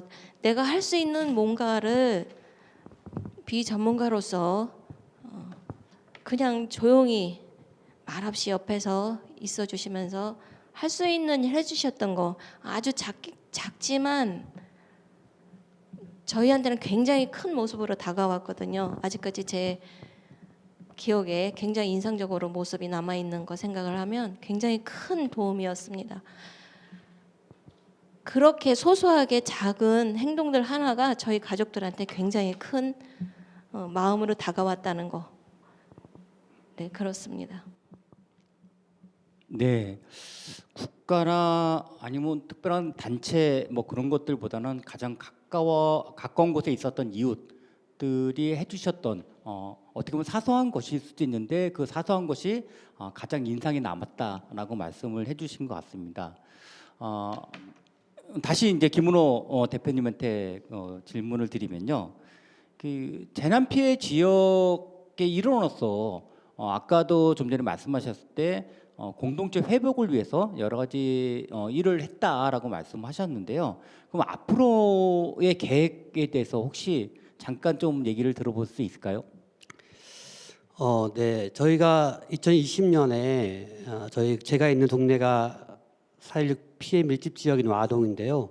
좀 이 와동이 좀 4.16 참사 이후에 좀 안전한 마을이 되었으면 좋겠다, 좀 회복적 마을이 되었으면 좋겠다라는 바람이 있어서 제가 별들과 함께하는 와동 온마을 학교라는 단체를 만들고 공간을 열었습니다. 그래서 저는 주로 이 별들과 함께하는 와동 온마을 학교에서 마을 공동체를 회복시켜가고, 그리고 우리 마을이 좀 더 안전한 그리고 회복적 마을을 만들기 위한 다양한 활동들을 하고 있는데요. 중요하게는 이 별들과 함께하는 와동 온마을 학교라는 공간을 통해서 우리 마을이 4.16 참사 이전보다 좀 더 성장하고 변화되어진 그리고 좀 안전한 마을을 좀 만들어가기 위해서 애쓰고 있고 준비하고 있는데요. 좀 그중에 핵심적으로 두 가지만 좀 더 이야기하고 싶은데, 하나는 저희가 준비하고 있는 거는 주민 갈등 자율조정 지원센터라는 단체인데요. 그 센터를 준비하고 있는데요. 4.16 참사 이후에 주민들을 만나면서 그 서로의 아픔과 갈등을 가지고 살아가는 그분들을 위해서 우리가 어떤 일을 할 수 있을까를 고민하다가 이웃대화 모임이라는 모임을 만들었고, 지금은 다양한 교육 지원 활동들을 하고 있는데요. 그렇다면 우리가 좀 앞으로 지역사회의 갈등들을 조정하고 대응할 수 있는 체계를 마련해야 하지 않을까라는 생각들 속에서 좀 그것들을 주민 갈등 자율조정 센터를 만들어서 주민들 스스로가 좀 지역사회 갈등들을 조정하고 좀 해결해 나갈 수 있는 그런 사회를 만들면 좋겠다라는 생각하고 있고요. 그리고 하나는 청소년들 활동인데요. 학교 밖 청소년들을 좀 돌보고 그들에게 우리 마을이 좀 어떻게 안전하게 다가갈 수 있을까를 고민하면서 그들과 함께하는 다양한 활동들을 좀 기획하고 준비하고 있습니다. 네, 주민 자조 모임 활성화와 어쨌든 조직화 그리고 활동들을 기획하고 있고 그런 부분들을 위해서 준비하고 계신다는 말씀하셨는데요. 그러면 어쨌든 저희가 원하진 않았지만은 앞서서 이제 4.16 세월호 참사라는 재난을 맞닥뜨린 지역의 리더로서 타 지역에 재난이 발생한다라면은 어떻게 대응하는 것들이 가장 효과적일 것인가라고 혹시 조언해 줄 수 있는 그런 부분들이 있을까요? 제가 어떤 전문적인 지식을 전달하기는 어려울 것 같고요. 제가 오늘 선생님 강의를 들으면서 또 생각한 거지만 재난이 우리에게 좀 일상화로 다가오는 이 시기에 저는 좀 우리의 가치와 철학을 새롭게 좀 정리해봤으면 좋겠다라는 마음이 있습니다. 사실은 제가 4.16과 늘 함께 있으면서 지난 10년 동안 10년 가까이 있으면서 알아차리게 된 게 세 가지 가치가 있는데요. 그건 아까 처음 얘기했던 연결이라는 가치와 돌봄이라는 가치와 그다음에 연결, 환대, 이 세 가지 가치를 좀 4.16 운동을 하면서 이렇게 발견하고 알아차리게 되어졌는데요. 그냥 지역에서 마을 주민들이 서로가 연결되어 있음을 서로가 알게 되고, 그리고 서로가 서로의 존재를 환대하고 그러다 보면 서로가 서로를 돌볼 수 있지 않을까. 좀 마을에서 이 세 가지 가치를 좀 주민들과 어떻게 나눌 수 있을까, 이 가치를 어떻게 주민들 속으로 확장시켜 갈 수 있을까, 이 고민들을 좀 마을 활동가들이 구체적으로 직접적으로 각 마을 상황에 맞게 좀 고민을 해줬으면 좋겠다. 그러면 그 마을에서 어떠한 그 재난이 닥쳐오더라도 아까 이야기했던 그 얼굴을 아는 사이, 그것이 결국에는 그 재난을 대응하는 방식일 것이다라고 얘기했던 것처럼, 이런 서로가 연결되어 있고 서로 존재를 환대하고 그러고 난 서로를 돌볼 수 있다라면 뭐 어떻게 우리에게 어떤 재난이 닥쳐오더라도 그 안에서 우리는 피해를 최소화하고 또한 이후에 새로운 공동체를 만들고 형성해 갈 수 있지 않을까라는 생각을 하고 있습니다. 네, 그러니까 재난 발생 전에 어쨌든 주민들 간의 연결 그리고 서로에 대한 환대를 할 수 있는 그런 환경들을 만들어 나간다라면은 어떤 재난이 닥치더라도 거뜬히 이겨낼 힘을 키워지게 된다라고 말씀해 주신 것 같습니다. 예, 소중한 말씀 감사드리고요. 다음은 윤옥희님께 다시 한번 질문을 드리면요. 제가 듣기로도 이제 세월호 참사 피해 당사자로서 이제 재난 피해 당사자로서 지금 9년이 지난 이 시점에 새로운 재난들이 다른 재난들이 많이 발생을 했습니다. 그리고 제가 듣기로는 그런 재난 피해 현장에 또한 발벗고 먼저 달려가신 적도 많다고 들었는데요. 사실은 타 재난 피해자를 만나는 것들이 되게 힘드셨을 텐데 어떻게 그렇게 달려가서 그분들을 만나셨고 또 어떻는지 그것을 잠깐 좀 말씀해 주실 수 있을까요? 네, 아픔을 저희 이후로는 누구도 겪지 않았으면 하는 그런 바람이었는데요. 12구 이태원 참사 1년 이제 다음 29일이면 1주기가 돼가죠. 그리고 올 여름에 오송 지하차도 참사, 그분들을 참사 일어나고 바로 뵙는데요. 사실은 그분들 뵙고는 뭐 드릴 말씀이 없더라고요. 어떻게 해야 될지 모르겠어서. 저희 가족들이 저부터가 제일 싫어하는 문제, 그런 위로의 말이라고 해주시는 말씀들인데, 힘내세요. 이제 뭐 가슴에 묻으세요. 이런 얘기가 굉장히 저희한테는 가슴을 오히려 더 짓누르는 얘기가 되더라고요. 그분, 저희가 당사자로서 그분들 뵀을 때 저희는 어떻게 무슨 위로의 말씀을 드려야 될지 모르겠고, 저희가 가장 그도 공감 있게 받아들이는 위로가 그냥 한번 안아주고 손 한번 잡아주고 옆에서 같이 있어주는 거, 그런 거 외에는 해드릴 수 있는 게 없더라고요. 그럼에도 저희를 보고 그분들이 조금이라도, 아주 작게라도 힘을 얻으시는 부분들이 있으신 것 같아서 저희 가족협의회가 자주 찾아뵙게 되는데요. 정말 해드릴 수 있는 건 없어요. 그냥 같이 소리 내시고 분노하실 때 같이 분노해주고, 가슴 아파서 울으실 때 같이 울어드리고, 그게 최고의 위로인 것 같아요. 그 이상 해드릴 수 있는 건 저희가 없더라고요. 네. 뭔가 다른 게 있었으면 좋겠습니다. 네, 그런 말씀이 있더라고요. 상처 입은 치유자, 그리고 피해자가 피해자를 지원해주는. 네, 저도 이제 작년에 강원도 산불 현장에 같이 동행한 적이 있었는데요. 산불 피해자분들이 일반 자원봉사자를 대하는 것과 그리고 세월호 가족분들 대하는 것들이 뭔가 다르다는 점들을 저도 좀 현장에서 지켜봤습니다. 그 다르다는 것들은 결국 그 공감이라는 부분에서 되게 좀 일반 자원봉사자랑 틀리지 않았을까라는 그런 생각들을 좀 하게 됩니다. 근데 이렇게 타 재난 피해자를 만나는 경우도 있지만은 제가 듣기로는 4.16 봉사단이라는 그런 활동을 통해서 정말 많은 시민들을 만나고 있다라고 들었는데요. 그 활동은 또 무엇인지, 예, 그리고 활동 중에서 가장 기억에 남는 점이 있다라면 말씀 좀 해주십시오. 저희가 참사위에 지금까지도 참사 직후부터 지금까지 많은 분들의 도움을 받고 있잖아요. 그 가족들이 어떻게 하면 우리가 받은 감사한 마음을 돌려드릴 수 있을까? 너무나 많은 분들이 너무나 많은 도움을 주셨는데 그분들한테 일일이 다 찾아뵙고 감사의 인사를 드리는 수 있는 방법은 없다. 그래서 봉사단을 조직을 하게 됐습니다. 그 봉사단을 조직을 해서 2015년부터 이제 연탄 나눔을 시작을 했고요. 매해 겨울에. 그다음에 이제 다른 아까 여기 강사님 단체를 통해서 고성 산불 현장에 그분들의 옆에서 그냥 힘이 되어드리는, 있는 것만으로도 힘이 되어드리는 그런 일도 하고 있고요. 지금은 매월 줍깅이라고 그래서 쓰레기를 주스면서 조깅하는 그 달달이, 어쨌든 그것도 기관 단체를 통해서 도움을 받고 있지만 저희 가족들이 할 수 있는 만큼의 역량을 발휘해서 2시간씩 안산 시내에 화랑유원지, 저희 아이들이 들어올 생명안전공원 부지를 돌면서 화랑유원지 전체를 쓰레기 줍기를 하고 있습니다.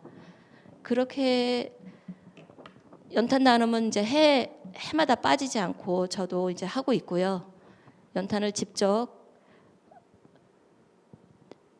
날르면서, 근데 체력적으로 좀 한계가 오더라고요. 이제 거의 10년이 돼가니까. 그런 일을 하고 있으면서 한편으로는 그런 기회를 만들어주시는 또 함께 해주시는 분들한테 감사하고 계속 꾸준히 할 수 있으면 좋겠습니다. 네, 내가 받았던 것들을 어떻게 다시 되돌려 드릴 수 있을 것인가라는 고민 속에서 나왔던 4.16 봉사단 활동. 그 활동이 어떻게 보면 사소한 것일 수도 있는데 사실은 피해자가 그런 봉사활동을 해라고 하는 좀 새로운 시각에서 볼 때는 어쨌든 그 힘든 상황에서 더 열심히 해주시는 것들에 대해서 정말 감사드립니다. 그 질문을 몇 가지 드렸었는데요. 그 다시 이제 우리 김동훈 대표님한테 잠깐 말씀드리면은 김동훈 대표님께서는 세월호 참사 2014년 4월 16일 세월호 참사 무엇이 기억나시는지요? 예, 그때 저는 소속이 다른 단체로 해가지고 현장으로 갔었거든요. 그래서 지금 팽목항하고 이제 진도체육관 이제 왔다 갔다 하면서 이게 구활동에 이제 어쨌든 이게 하게 됐었는데 그거 자체가 지금 제가 하고 있는 일이 만들어지게 되는 중요한 좀 계기가 됐었습니다. 이게 그게 좀 어려운 얘기긴 한데 그때 현장을 계속 있으면서 보게 된 게 사건은 사건이고 나는 이런 데 도와주는 단체에 있는데 과연 우리 그때 그 배에 우리 단체 그 이사장님부터 우리 직원들까지 다 타고 있다면은 어떻게 행동했을까? 정말 아이들을 먼저 구하고 우린 나중에 나갔을까? 이 생각을 하게 됐고요. 확신이 안 드는 거예요. 그렇게 했을 거라는. 예, 평상시에 높은 분들 다 어쨌든 빨리 모셔야 되고 막 이런 그런 조직 문화가 있다 보니까 그래서 그때 생각하게 된 게 이제 기존에 이렇게 월급쟁이 생활을 하면서 기존의 조직 내에서 관성적인 조직 내에서 무엇인가 변화를 일으키는 건 쉽지가 않겠구나. 그때부터 이제 독립을 꿈꾸게 된 겁니다. 난 떨어져 나와가지고 제대로 일을 바꾸기 위한 일을 해야겠다. 그때부터 계속 도모해서 지금은 이 소셜 벤처도 만들고 이제 NGO에서 이제 CEO 맡아서 이렇게 하고 있는데요. 그리고 방식적으로도 당시 현장에 뭐 전문가가 없었던 것도 아니고 정부도 있었고 장비도 있었고 예산도 다 있었거든요. 근데 일을 못 해내지 않습니까? 예. 그러다 보니까 이거는 기존의 체계에서 자원이 없는 게 아니고 어떻게 하느냐에 따라 가지고 상황이 달라질 수 있는데 그렇다면은 역시 또 관성에 묶여 가지고 움직이는 이상은 문제를 해결할 수 없겠다. 그렇다면 기존의 틀하고 많이 다르게 다른 방식으로 해야 되겠다 이런 생각들을 하게 된 계기고 그런 식의 방법을 찾게 됐는데 그 실마리도 그때 현장에서 봤거든요. 예. 이것도 하나의 예인 건데요. 도와주러 이렇게 가게 되니까 우리 그때 실종자 가족분들이 얘기를 안 하세요. 또 너희는 또 어디서 온 건데 또 이게 힘드시잖아요 지금. 뭐 얘기해 주는 게 있어야 저희도 도와드릴 텐데 사실상 이게 딱 닫혀 있는 관계라서 사실 뭐 가있긴 하더라도 저희는 별로 할 일이 없는 마음만 분주하지 사실 할 일이 없는 건데 근데 마침 제가 그때 불교단체 소속돼 있다 보니까 스님들이 오셔가지고 할 일이 없으니까 예불을 드리고 교회에선 또 오셔가지고 교회 단체는 그거 뭐니까 예배 드리고 그러는데 이제 그때까지는 오시지도 않다가 그걸 하니까 그 종교 같으신 그 실종한 작업분들이 각자 가신 거예요. 이게 먼저 가셔서 부르지도 않았는데 오시니까 너무 반가운 거고 또 종교에서 참여하시고 끝나면 바로 돌아가신 게 아니고 또 저희가 요청한 게 아닌데 마침 뭐 목사님도 계시고 스님도 계시니까 먼저 말을 거시는 거죠. 이제 그러면서 처음으로 얼굴을 트게 된 거예요. 그 다음부터는 이제 그 진도체육관 안에 들어가게 되면은 저쪽 가족들 뭐가 필요한데 좀 자기네가 도와줘 해가지고 서로가 서로를 도와주는 게 되는 그 관계들이 형성됐던 거죠. 그러다 보니까 진짜 전문가 누구냐 이거죠. 예. 재난 앞에선 전문가가 있다고 잘 생각하지는 않는 편인데 진짜로 사람들이 필요한 것들을 도와주고 했을 때 그때는 저희가 종교인들이 역할을 하는 거 나름대로 생각지도 못한 역할을 한 거긴 하지만 또 해외에서는 실제로 이런 것 때문에 종교인들만 따로 재난교육을 시키긴 하거든요. 근데 생각해 보니까 어떠한 관점에 어떠한 방식의 사람들이 실제로 역할할 수 있는지 생각하게 된다면은 전문가의 영역도 있지만은 우리 공동체나 시민들이나 옆에 있는 사람들의 영역이 결코 작은 게 아니고 저한테는 굉장히 중요하다는 생각이 들어가지고 이후로는 계속 그런 쪽의 활동들을 집중해서 이제 찾게 된 개인 진로에 있어 굉장히 큰 사건이었습니다. 예. 네, 2014년 4월 16일 세월호 참사가 우리 사회에 정말 많은 질문들을 던졌었죠.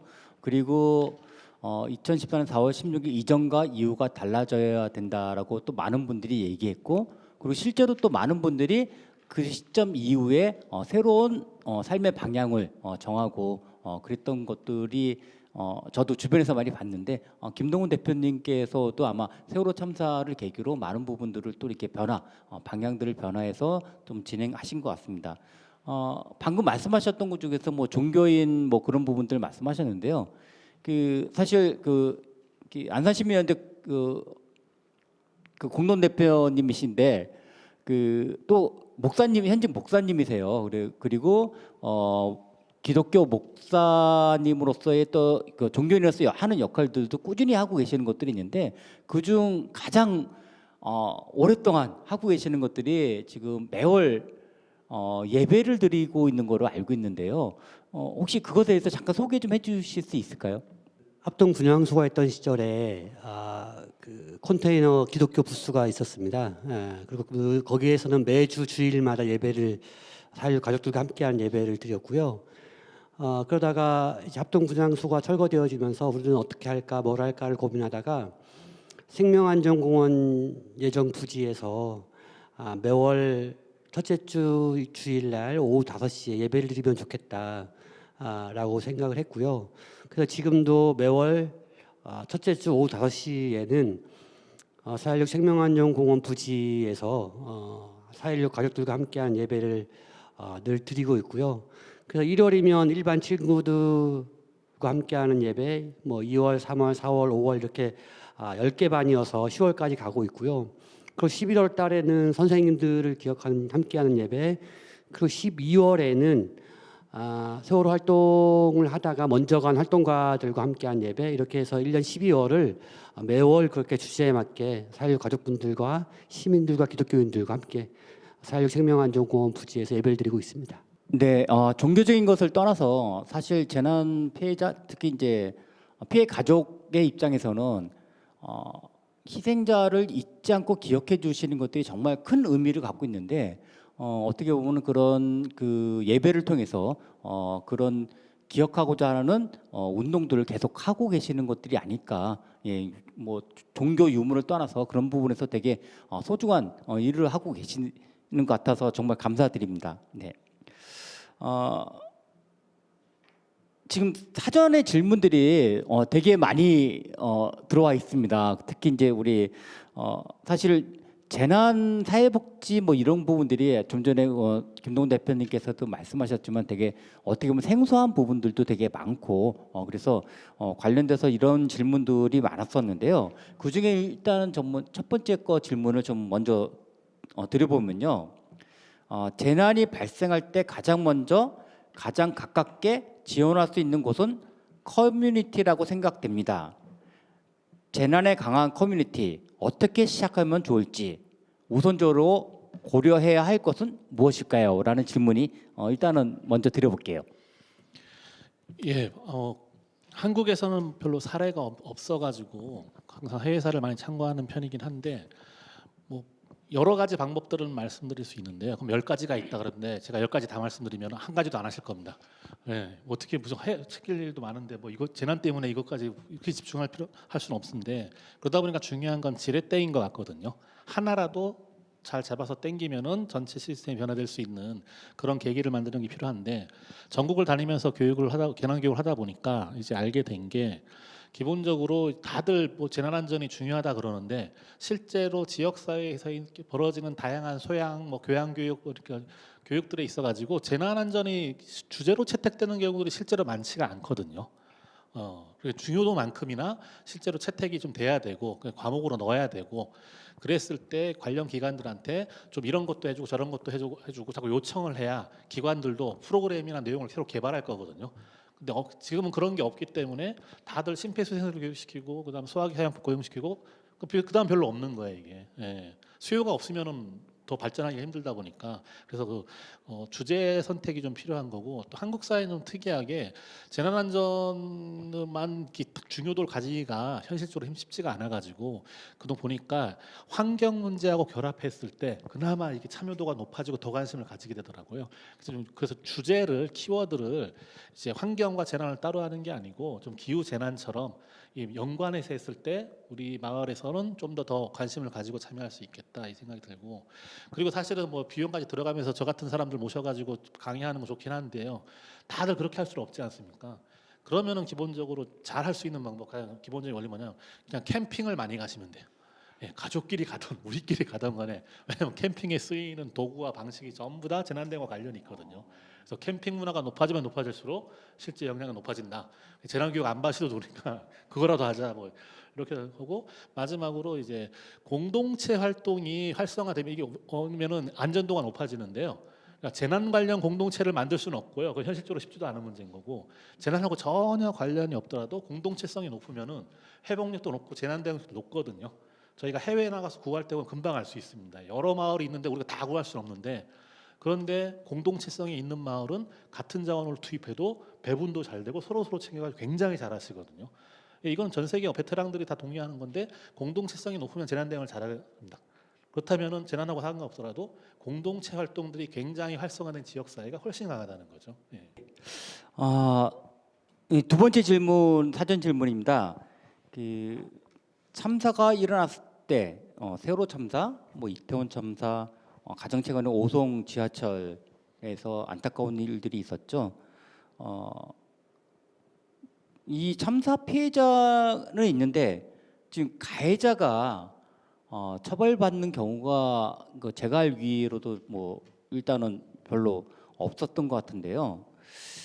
이런 상황이 지속되지 않으려면은 사실은 피해자뿐만 아니라 우리 일반 시민들도 뭔가를 해야 될 것 같은데 무엇을 알아야 되고 그다음에 이것을 어떻게 요구를 해야 될 것인지 참 이게 안타까운 것 같습니다. 그래서 혹시 어쨌든 재난 지원을 해주시는 전문가로서 그 예. 부분에서 잠깐 말씀해 주시고요. 그리고 윤옥희님도 피해 당사자로서 또 한 말씀 해주시면 감사하겠습니다. 예, 뭐 마찬가지 고민을 계속 해와 또 문제고요. 먼저 교육하고 구호하지만은 제도가 기본적으로 바뀌지 않으면은 근본적으로 바뀌기가 힘든데 이미 많은 분들이 연구하셨고 주장하고 있습니다. 이게 지금 말씀하신 이 상황들이 반복되지 않으려면은 명칭이 뭐든 간에 국가재난조사위원회가 있어가지고 수사로 할 건 수사로 하는 거고 재발 방지를 막기 위해서 구조적 문제를 파악하고 대안을 제시하는 그런 어쨌든 주체가 필요한데 우리나라는 지금 마땅치가 않거든요. 그러다 보니까 이게 법으로도 발의가 된 적이 있고 좀 최근에는 생명안전기본법에 그 내용이 지금 포함이 돼 있습니다. 그래서 어쨌든 이미 있기 때문에 대안을 제시가 있기 때문에 이런 것들이 실현된다 그러면 이 부분의 태반은 지금 어쨌든 문제를 좀 해결할 수 있는 것 같고요. 그리고 또 하나는 사실 우리나라에서는 재난안전과 관련된 시민사회라고 할 만한 게 딱히 없거든요. 예, 재난만 전문, 안전만 전문화가 많지가 않습니다. 그러다 보니까 이 정부 쪽에 하는 것들을 대안을 제시한다거나 견제한다거나 이런 기능이 굉장히 약한데요. 그러다 보니까 거의 유일하게 기능할 수 있는 게 당사자들, 재난 피해자 당사자들이 나름대로 어쨌든 움직여가지고 다시는 자기와 같은 일을 겪지 않게 하셨는데 그러한 당사자 운동을 이렇게 측은하게 보던 그렇게 안 좋게 보던 간에 그런 관점에서 보는 게 아니고요. 그분들이 움직이면 움직일수록 제도는 조금씩 발전하는 거고 모든 국민들은 다 무임승차하는 거거든요. 그래서 입장이 뭐든 간에 그런 분들의 운동은 본인이 방식이 동의한다 하더라도 무조건 다 지지를 해가지고 그런 일 다 많이 벌어질 수 있도록 가장 최근에 기초 지자체장들 모아가지고 지금 처음으로 재난안전교육이라는 게 했는데 제가 강의 들을 때 시민들한테 얘기하면 놀래거든요. 그럼 지자체장 그동안에 재난교육을 안 받았던 거야? 안 받았죠. 그러니까 아무도 얘기 안 했으니까. 그런데 이태원 참사 가족들이 그렇게 싸우고 그러니까 제도가 조금씩 변하는 거죠. 그게 이분들만 위한 게 아니고 전체 국민 안전과 관련돼 있기 때문에 당사자 운동을 이제 지원해야 되는 거고 또 마지막으로 지자체들은 기본적으로 조례로 민관협력위원회나 뭐 자문위원회나 그 지역사회 재난안전 관련해 가지고 민관이 협력하는 그런 조직들을 가지고 있거든요 법적으로. 그런데 이제 시민사회가 거의 참여 안 하세요. 보통 참여하는 데는 평상시에 관련이 있던 관 주변 행정 주변에 있는 그 단체들이 참여하시는 거고 다른 데는 참여를 안 하다 보니까 관심이 있다 하더라도 통로가 있음에도 불구하고 전혀 활용이 안 되는 겁니다. 직접적인 통로가 있음에도 불구하고. 그래서 일단은 지역사회에서 그런 걸 찾아가지고 우리가 목소리를 낼 수 있는 공식적인 통로가 없는 것도 아니기 때문에 그걸 일단 활용하는 게 필요하다고 생각합니다. 이상입니다. 저는 피해 당사자로서 도대체 분명한 인재로 일어난 참사에 대해서는 분명한 책임을 묻고 처벌이 되어야 되지만 다시는 반복되지 않을 거라고 생각을 합니다. 여태까지 대형 참사들에서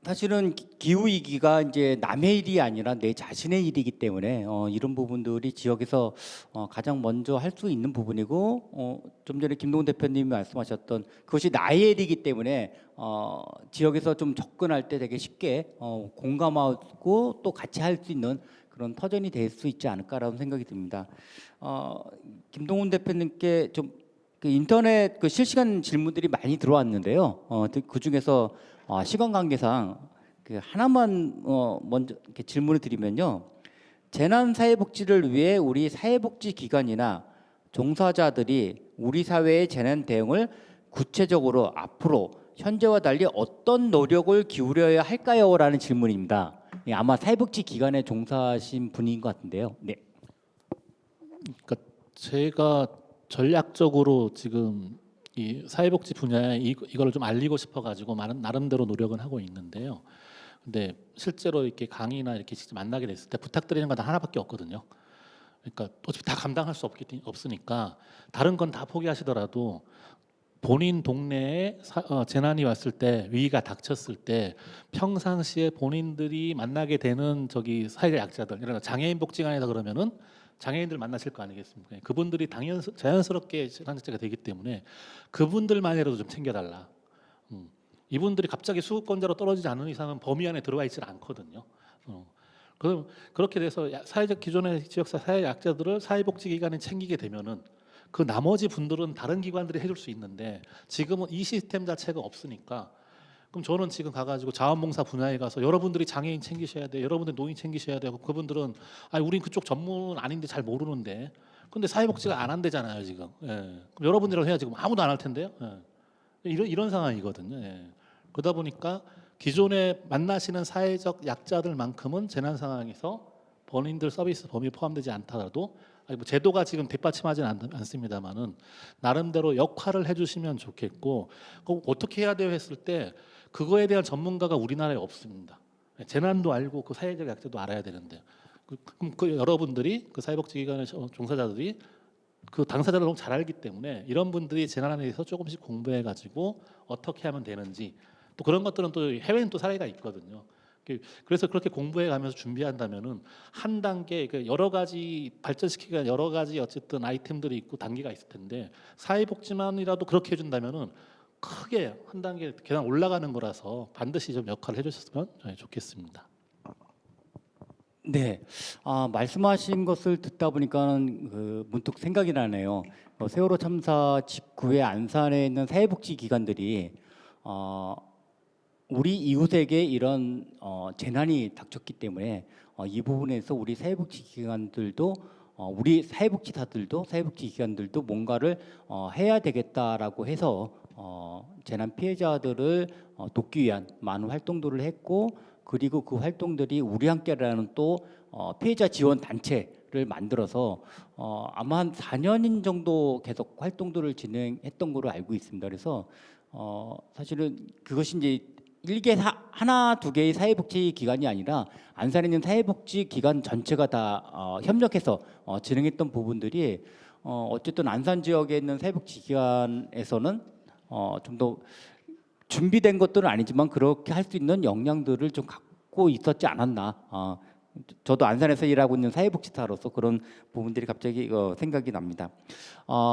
이상으로 좀 많은 또 질문들이 있는데요. 시간 관계상 그 질문에 다 좀 하기에는 좀 어려울 것 같고요.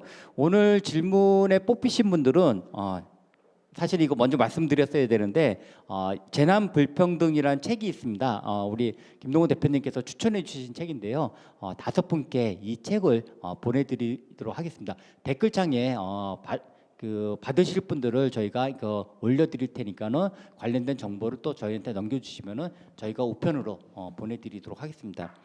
마지막으로 지금 원래 프로그램 시청하고 계신 분들에게 한 말씀씩 김동훈 대표님부터 이렇게 해주시면 감사하겠습니다. 제가 하는 일 또는 좀 우리가 해야 되는 일은 굉장히 특별한 거라기보다는 이런 거였거든요. 지금 저도 아빠지만은 길 지나다니다가 어떤 아빠가 자기 아이 데리고서 낑낑거리면서 안고 가는 업어서 가는 이런 모습 보면은요. 근데 제가 계속 재난 현장만 다니다 보니까 그런 모습들이, 그런 일상들이 얼마나 소중한 건지를 저는 굉장히 많이 느끼거든요. 오늘 출근했다가 죽어라 이러고 저녁에 늦게 들어온다 하더라도 이렇게 갈 때가 있고 올 때가 있고 이렇게 한다. 이 삶 자체가 너무나 소중하다는 걸 재난 현장만 다녀보니까 너무 절실하게 느끼는 겁니다. 그래서 이런 감정들이 좀 같이 좀 공감이 좀 되면 좋겠고, 그렇기 때문에 저희가 하는 일은 재난위기에 대응한다기보다는 우리는 일상을 수호하는 사람들, 일상을 지키는 사람들, 또 일상이 지켜질 수 있는 그런 사회를 만드는 사람들, 예, 그런 역할로 생각하고 좀 같이 함께 해줬으면 좋겠습니다. 예. 가족협의회의 명칭이 안전사회를 위한 가족협의회인데요. 안전사회 건설을 위한 가족협의회인데 저희 가족협의회 일원으로서, 사회의 일원으로서 할 수 있는 최대한의 역량을 발휘해서 도움이 필요한 곳이나 요청하는 곳이라면 아주 작지만 조금의 힘이라도 꼭 보태면서 살겠습니다. 감사합니다. 저도 강사 선생님 같이 고향이 제주도여서요. 비행기를 자주 타게 되는데요. 저는 몰랐어요. 비행기를 타면 그 위기 상황에 구명조끼를 입게 되어 있는데 그런 얘기를 해요. 구명조끼 입을 때 약한 사람은 가난한 사람 먼저 하지 말고 본인 먼저 하라고. 예, 그래야 누군가를 도울 수 있다라는 이야기를 하는데요. 저는 우리가 마을에서 아니면 지역사회에서 재난을 대비하는 것, 나는 여기 강의를 듣는 모든 분들이 스스로 자기를 돌보는 방식, 돌보는 훈련을 좀 할 수 있었으면 좋겠다. 그 방식들이 도리어 누군가를 도울 수 있고 그들과 함께 할 수 있는 방식이 아닐까라는 생각이 듭니다. 그래서 오늘 함께 하시는 분들은 스스로 자신을 잘 돌보는 훈련과 그런 기술을 잘 연마하시기를 그렇게 기대하고 바람하지 않습니다. 감사합니다. 네, 오늘 자리에 함께해 주신 세 분의 말씀 감사합니다. 오늘 함께한 시간 어떠셨는지요? 네, 오늘 나눈 말씀을 통해서 공동체가 처하는 재난위기 극복을 위해 커뮤니티 역할의 중요성에 대해서 많은 생각을 할 수 있는 시간이 되었습니다. 지금까지 함께해 주신 모든 분께 감사드리겠습니다. 선선한 가을, 감기 조심하시고 다음번 회차 때 좀 더 풍성한 내용으로 원래 포럼을 또 찾아뵙도록 하겠습니다. 그러면 다음번에 뵙겠습니다. 감사합니다.